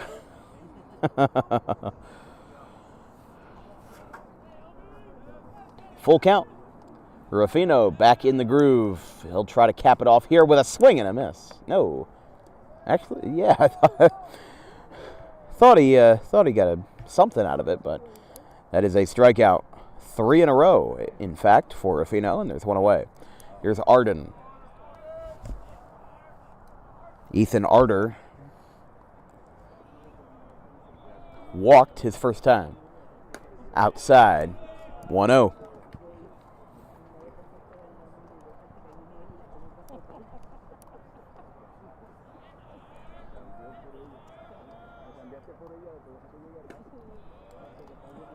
Upstairs, 2-0. Kind of like deja vu all over again. You know, Ruffino's gotten into a little bit of trouble, and then he's been able to back out of it and make a change.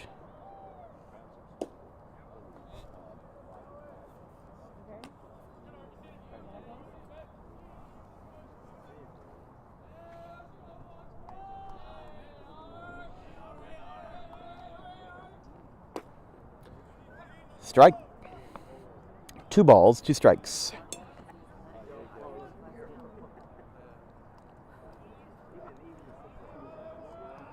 Joey Ruffino of Washington Township High School. That is a foul. He appeared in 1 game versus the College of Southern Maryland, went 1 inning, had 1 strikeout, and was scoreless. The lefty freshman out of the land of the Minutemen in the Tri-County Conference. Strike 3. What a curveball. He sets him down for 4 strikeouts in a row. 2 down. And this sets up Kyle Leiser. Leiser, the freshman out of Timber Creek. Because this is Camden County College's first games of the year, look out. Because this is their first series of the year, for a lot of these guys, this is their collegiate debuts. I mean, you know, everybody's a sophomore and a freshman here because it's all community college guys. You got Cameron Criswell of Sterling. We were just talking about Ryan Slider, who was a freshman here out of Winslow. He hit a home run in the Camden County All-Star game that went 434 feet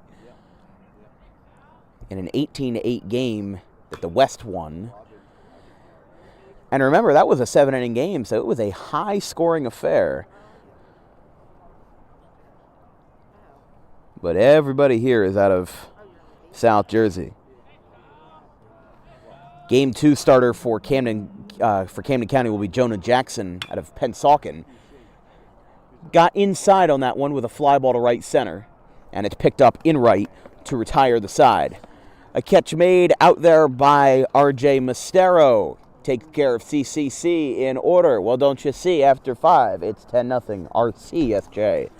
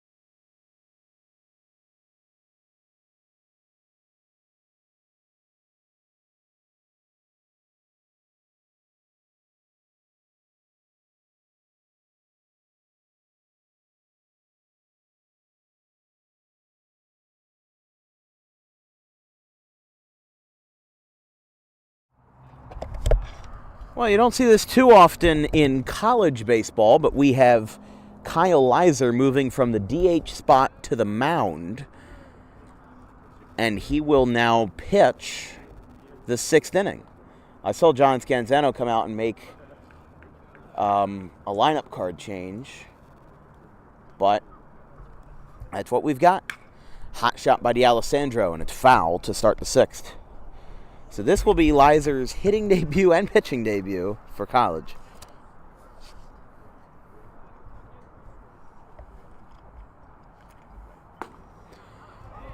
Oh, 2. It'll be D'Alessandro, Peralta, and Spacavento. Due up in the 6th in a 10-0 game. Curveball just a touch high.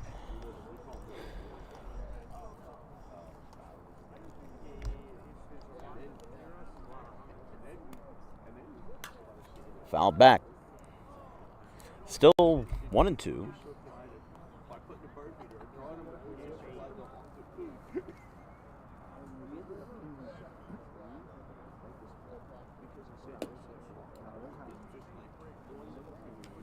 Two balls, 2 strikes.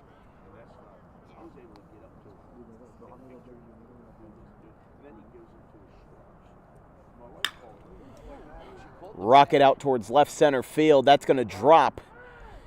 It'll get over the head of Guevara. And getting into third base, sliding in safely, is D'Alessandro with a leadoff triple. And a great start to the 6th for the Roadrunners.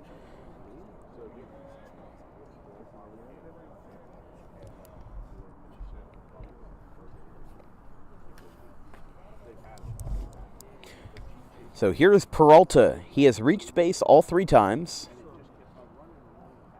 Peralta walked his first 2 appearances and tripled his last time.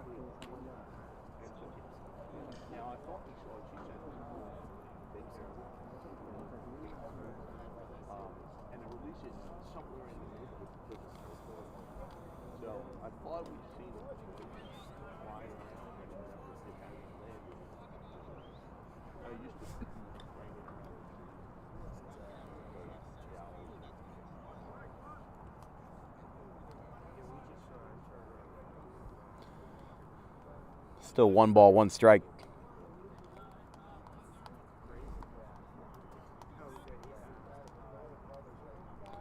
One to Peralta. Another one foul. 1-2.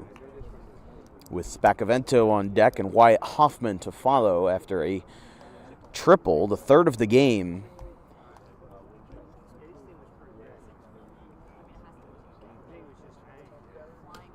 Trails inside and gets called as such, 2-2.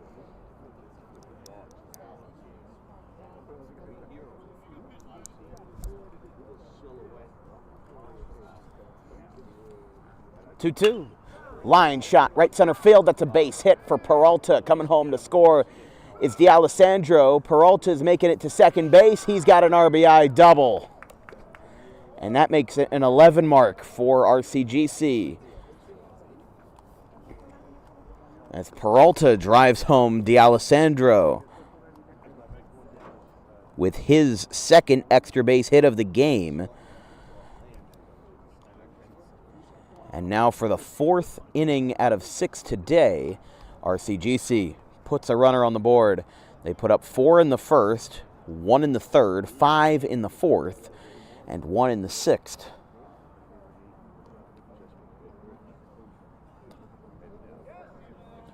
Goes into the dirt. Peralta holds at second. As Spacavento, in his 4th at bat, walked his first time, flew out to deep right his 2nd time, and doubled, came around to score in the 4th. I mean, people say that first inning might have been their biggest, but their 4th inning was the most consequential. Because you can score 4 runs if a pitcher doesn't know how to throw. Not saying that Dugan doesn't, but his control was not there. And when you score 3 runs on bases loaded walks, well, you kind of did that to yourself. But especially the errors that we've seen from Camden County. This stat sheet is just littered with errors. 1 in the first, another 2 in the third, and then a 3-error play by itself in the fourth. 6 total errors in this game. And all 3 runs that scored as a result of D'Alessandro's inside the park bunt are unearned. For all intents and purposes, they are unearned runs. The 3-1. Strike 2 gets the benefit of the doubt there on the corner.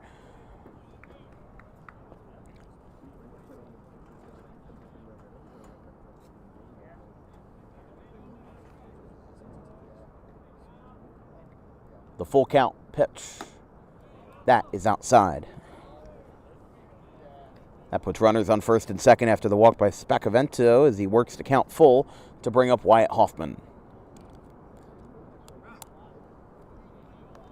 Gonna have to stand up soon. Gotta get the legs stretching. Just gotta...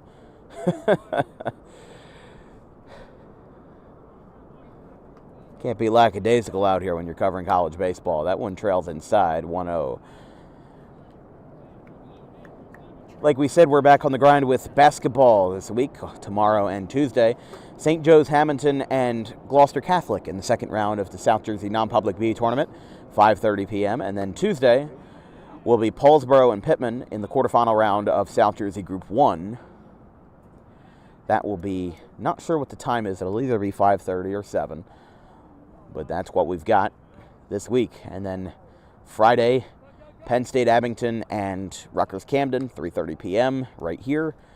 And Saturday, we've got another doubleheader, Rosemont and Rutgers Camden. Same times as they were yesterday, 11:30 a.m. and 1:30 p.m. 2-1, high, 3-1. A run has come across for RCGC this frame, but they've got another 2 on the pond. As there's a hot shot back up the middle, Napoli has it, flips it to second for 1 on the first. Bounce throw, he got him. It moves the runner over to third, that being Peralta. But Spacavento and Hoffman are retired on the third double play we've seen today, and the second from Camden County. They've got a nice wall in the infield there, and they've been able to use it to their advantage.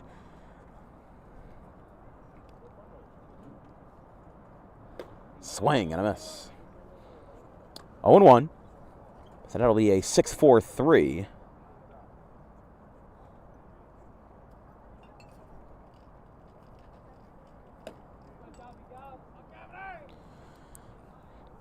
So Gabriel Reyes has reached base once out of his 3 appearances, had a fielder's choice in the first.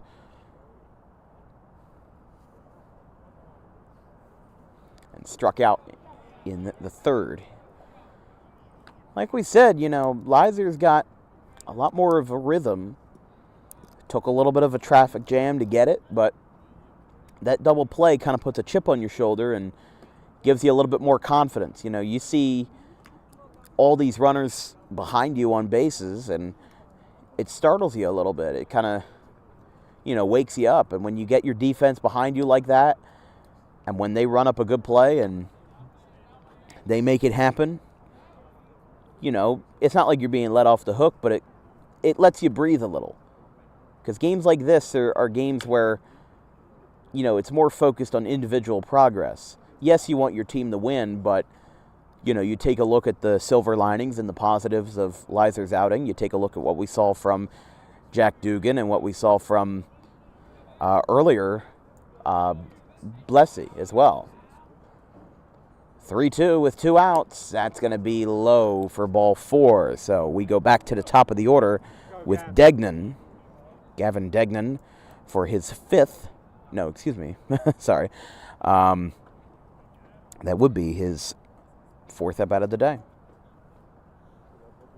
Wait a second.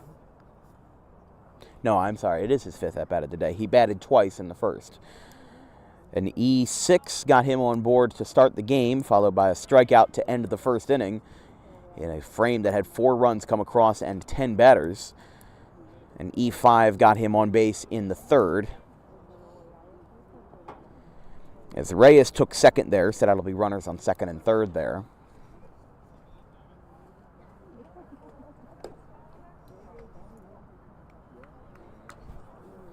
Two-0.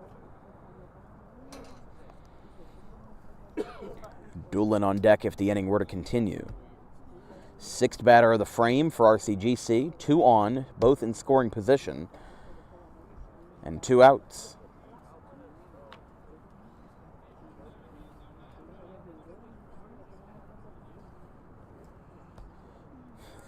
Degnan just got told, hit this pitch as hard as you can. With a 3-0 count and 2 outs, he might as well. I think he swung like he took that advice like he meant it, you know. Oh, man. He wanted to hit that ball all the way into Philly. I'll try it again, 3-1. That is ball 4. Back-to-back walks surrendered by Lizer. And now things are starting to break down a little bit with the bases loaded for Doolin. His 5th at-bat of the day. I mean, 5 at-bats in 6 innings. They really just give you a lot of reps versus guys that you might not see a lot. You know, Doolin doubled his first time. Flew out to right to start the 2nd inning. Popped out to first and struck out. So he is 1 for 4, but still has had some meaningful at-bats today. You know, in the 2 spot, he set up Polanco pretty nicely. He only ended the 3rd inning. He wasn't really a buzzkill for anybody else in the order, so he's had a positive impact. And you've got Polanco, who is also 1 for 3 instead of being 1 for 4 because he has that 4th inning walk. But every single batter in this order, all starting 9 for RCGC, have reached base. They're going to get the easy out at 3rd, and that will retire the side. So they get him out at 3rd and hold the damage to just 1 run. We go to the bottom of the 6th, almost home here at Camden County, 11-0.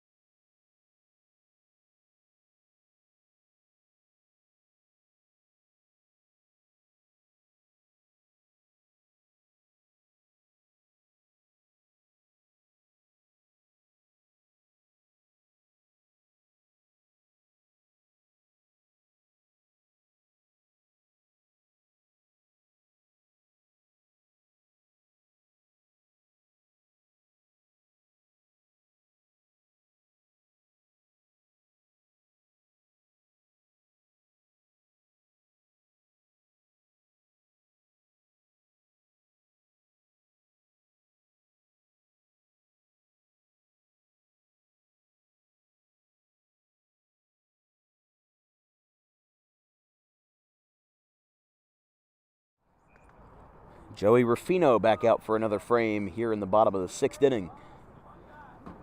As Camden County College still searching for anything other than a 0 on the scoreboard. They have no runs. I believe they have 1 hit. Yeah, they had, just the 1. That single by Ty Napoli. It'll be Guevara, Tyler Napoli, and Caminoti. The first 3 for the Cougars. It's 0-2. This broadcast is brought to you by Tommy D's Home Improvement. Make your dream kitchen come true today with wholesale kitchen cabinets and countertops at heavily discounted rates compared to big box retailers. Visit today on 612 Creek Road in Belmar next to the 42 on-ramp. Right near Belmar Rec, where we'll be a couple of games this year.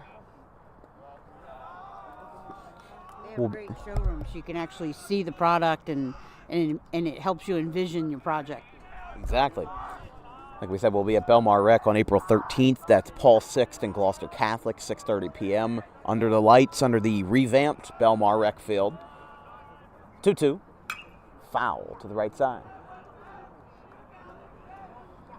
And of course, we'll be back there for the nightcap of the Thank You Classic on Saturday, April 20th, with the Delsey Crusaders and the Notre Dame Irish in the CVC conference. 2-2. Hot shot in the left, base hit. Bottom of the order gets the job done as Guevara gets a single. That'll bring up Napoli. He is 1 for 2.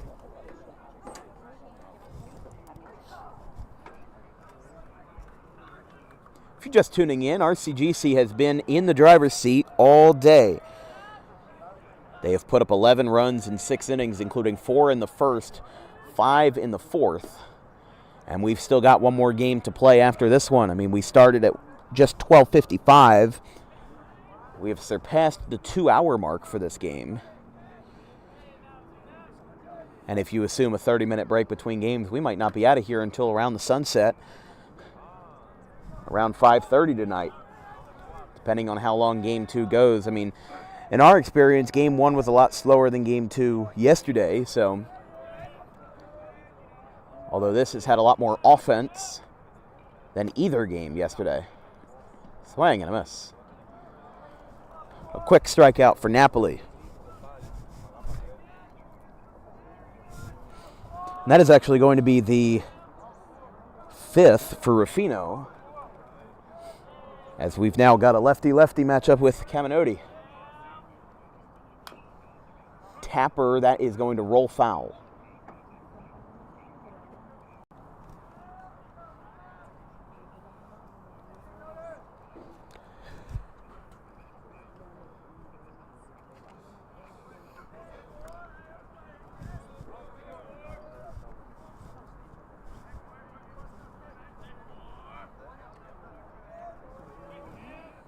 A 1 in the dirt.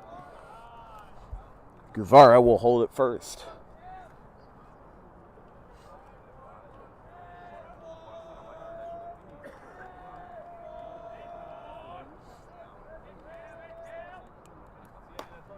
Did he go? The appeal down to second says he did.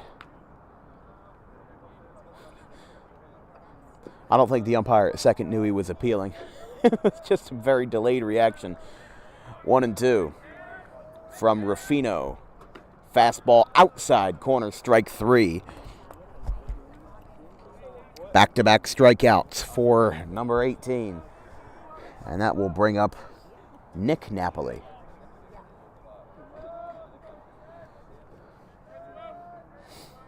Two outs, 1 on after the single by Guevara. Fastball about letter high. It'll be 1-0.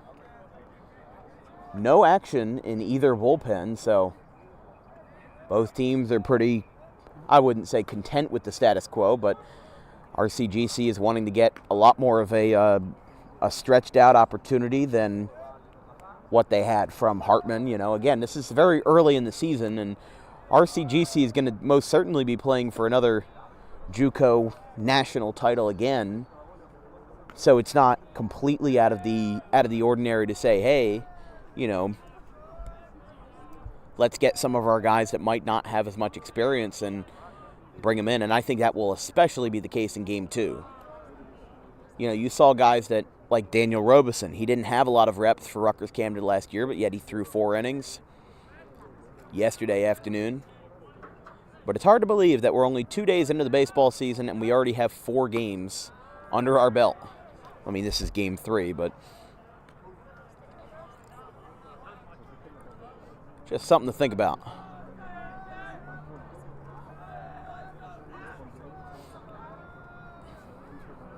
(3-2). Fouled. Straight back. On deck is Donnie Gomez, but you see he's still got his catcher's gear on in case he does not get to bat.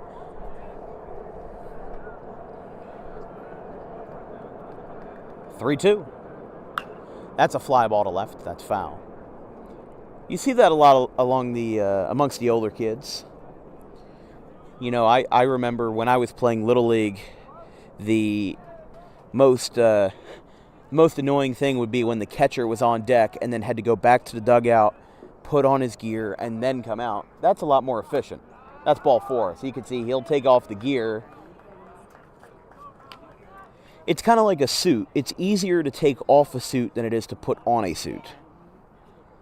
So Gomez can just take off the pads and go. And he'll do it with 2 runners on following the 2-out walk to Nick Napoli. That moves Guevara to second base. But first pitch chopped out to second base, picked up, throw to second on a spin move is in time to retire the side. One more inning to play in Game 1, 11-0 RCGC.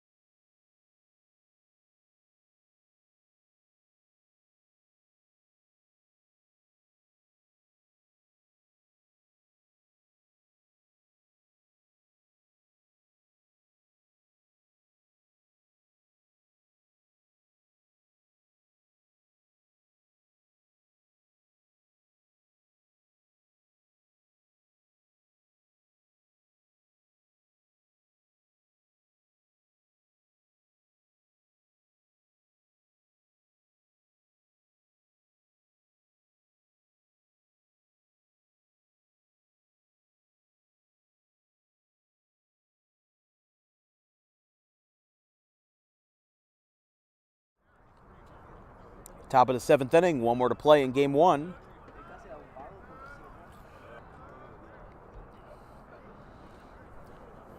It'll still be Lizer on the hill. We do have a pinch hitter here.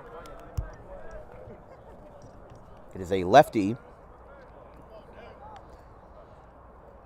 Sorry for the delay. Number 15.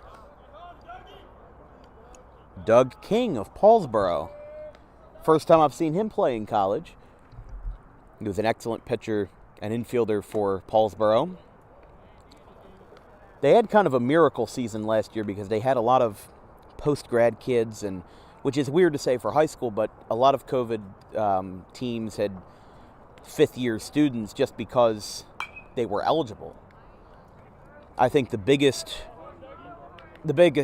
example of it was Buna. Buna, half their team was post-grad kids, was fifth-year guys. And now they were practically a JUCO school. I mean, you remember when Audubon played Buna in the South Jersey Group 1 final, they had Joey Kurtz, who was 19 just a couple of months from turning 20, facing the high school kids. And part of you says that's not fair, but also part of you says, look, if Audubon had enough fifth-year players that weren't going to college, why not have them stay? They played by the rules. They did nothing wrong with what they were doing. and it brought them a Group 1 runner-up finish. They lost to Pecanic in the 2023 finals, but Buno was a genuinely good team, and now Joey Kurtz pitching D2 over at Goldie Beacom, the Golden Flashes, if you will. It's 2-1. Like everything else during COVID, it was a no-win situation. Yeah, but Paulsboro had a couple of post-grad guys too. There's a strike.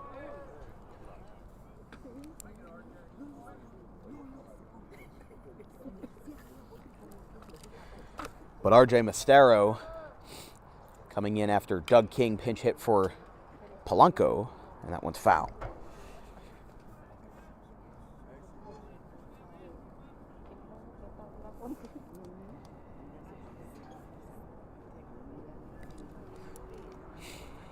D'Alessandro will be next. 2 balls, 2 strikes.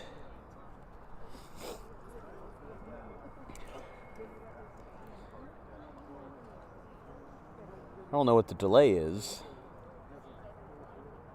They called time, and I think maybe the foul ball might have gotten a piece of the catcher Donnie Gomez, because he was kind of curled over a little bit. Ground ball, hot shot and caught at third. 2 down. Didn't even have time to move the camera, but Obermeyer makes the catch. And that brings up D'Alessandro. D'Alessandro has reached base 3 or 4 times, including that inside the park bunt. I don't know what I want to do for player of the game for RCGC. I mean, Hartman shut him down for 3 innings, but I don't know if that was enough, really. Strike 1.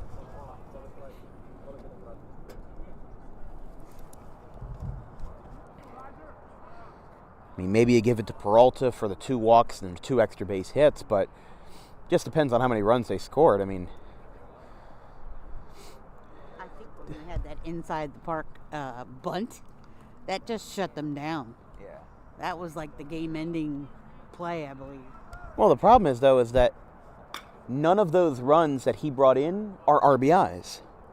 Because, yeah. So you want to get the guy with the most RBIs. You want to get the guy with the most impact. And yes, D'Alessandro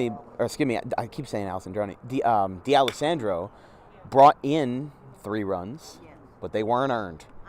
The scoop to first is in time on a bounce throw from the shortstop Napoli, and we've got 3 more outs to play in Game 1, and then we'll take 1 more break, and Game 2 will be among us. We'll go to the bottom of the 7th inning, 11-0, Roadrunners.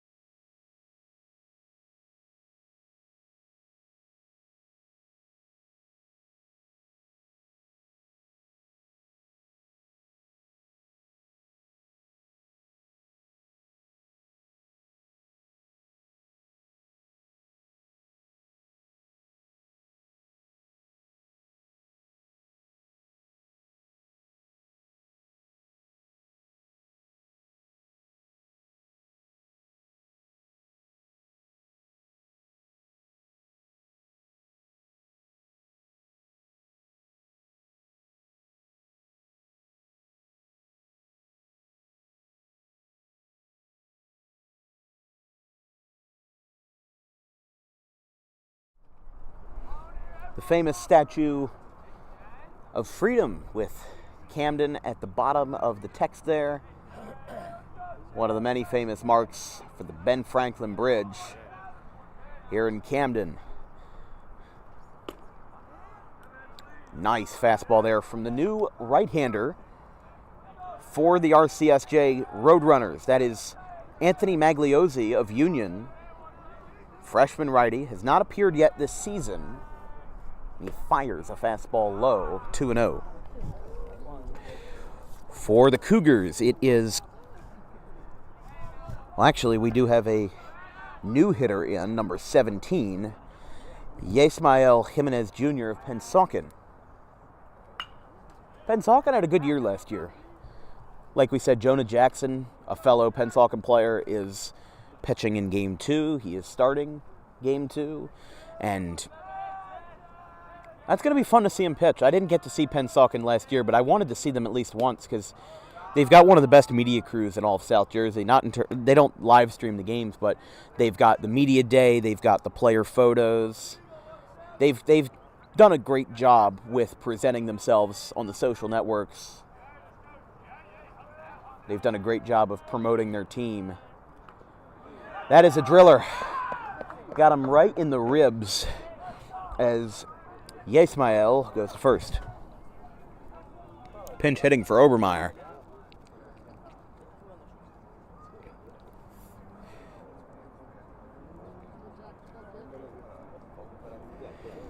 So Plunker brings up Arter. Actually, no, excuse me. They're going to bring in another pinch hitter here. I guess this is kind of what happens when you're down. You want to bring in some of the other guys, especially the freshmen. That one skips away from the catcher, goes behind the plate, and moving down to second will be Jimenez. So this is another freshman of King's Christian, Jack Lenahan, the outfielder. And on deck for Camden will be Cameron Criswell of Sterling. The 1-0 to Lenahan. Looked like he wanted to go for that, but it goes outside. The appeal down to second says he did not go. Sorry. Jumped the gun a little bit there. 2 balls, no strikes, no outs, and a runner in scoring position.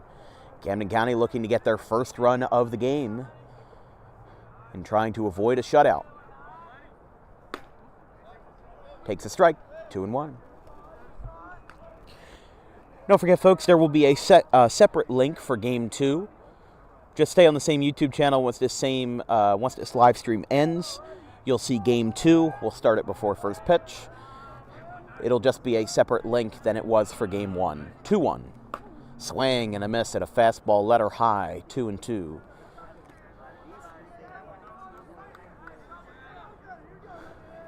Here from the hustle and bustle of Camden.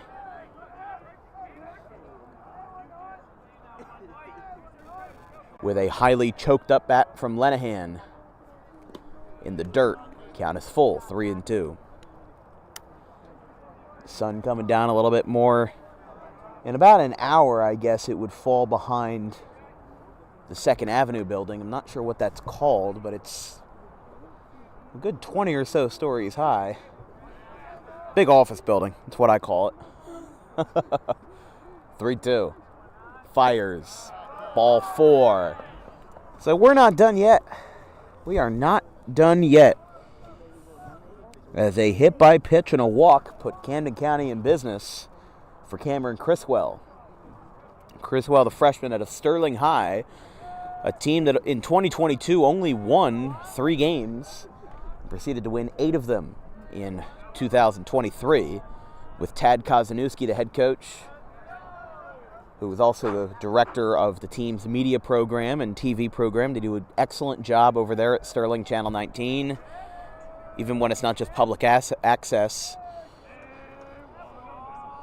And when it's also the high school sports that they cover, they do an excellent job. Ted is an excellent presenter. For 1 to second on the first, Kind of a buzzkill double play for Camden County, but they do move that run over to third in Jimenez.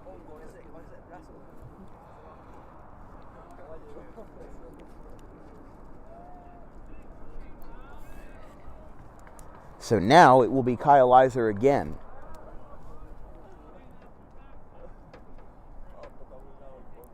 So a 6-4-3 double play, and the first pitch is a strike, 0-1.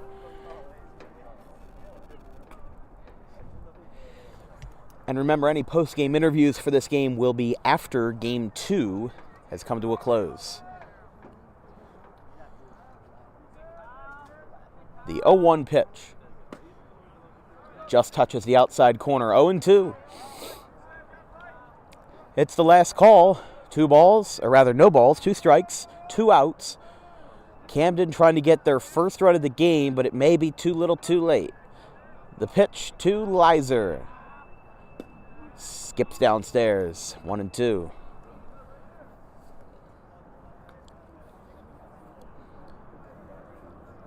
On a brisk Sunday afternoon here at the Camden Athletic Complex, RCGC with a dominant first game and an 11-0 soon-to-be final if this pitch misses down low. But remember, they're only 90 feet away from actually getting a run on the board. They have Jimenez Jr. on third base, the Pennsauken native.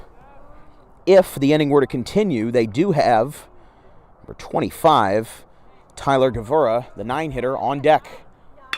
There's a fly ball out to center field, hit well, going back. It is playable, and it is taken in center field, and that will do it. Game 1's final as Degnan takes it in. RCGC 11, Camden County 0. Taking care of business in the 7th inning, Magliozzi shuts him down and keeps that runner at bay at third base. Your player of the game, presented by Harper Driving School, will be Max D'Alessandro of Lenape, who drove in 5 runs on the day and had himself an excellent day at the plate, bringing himself a bunch of runners home and reaching base 3 times out of his 5 plate appearances. Don't forget, folks, Game 2 will be happening in about 20 or 30 minutes. We will have a separate link for the live stream. It is already available, and when we just hit the button, we'll be ready to go. So we'll be back with Game 2 of RCGC and Camden County College right after this on Dan Wilkins Broadcasting. We'll follow you to Game 2 on the second stream. We'll see you there.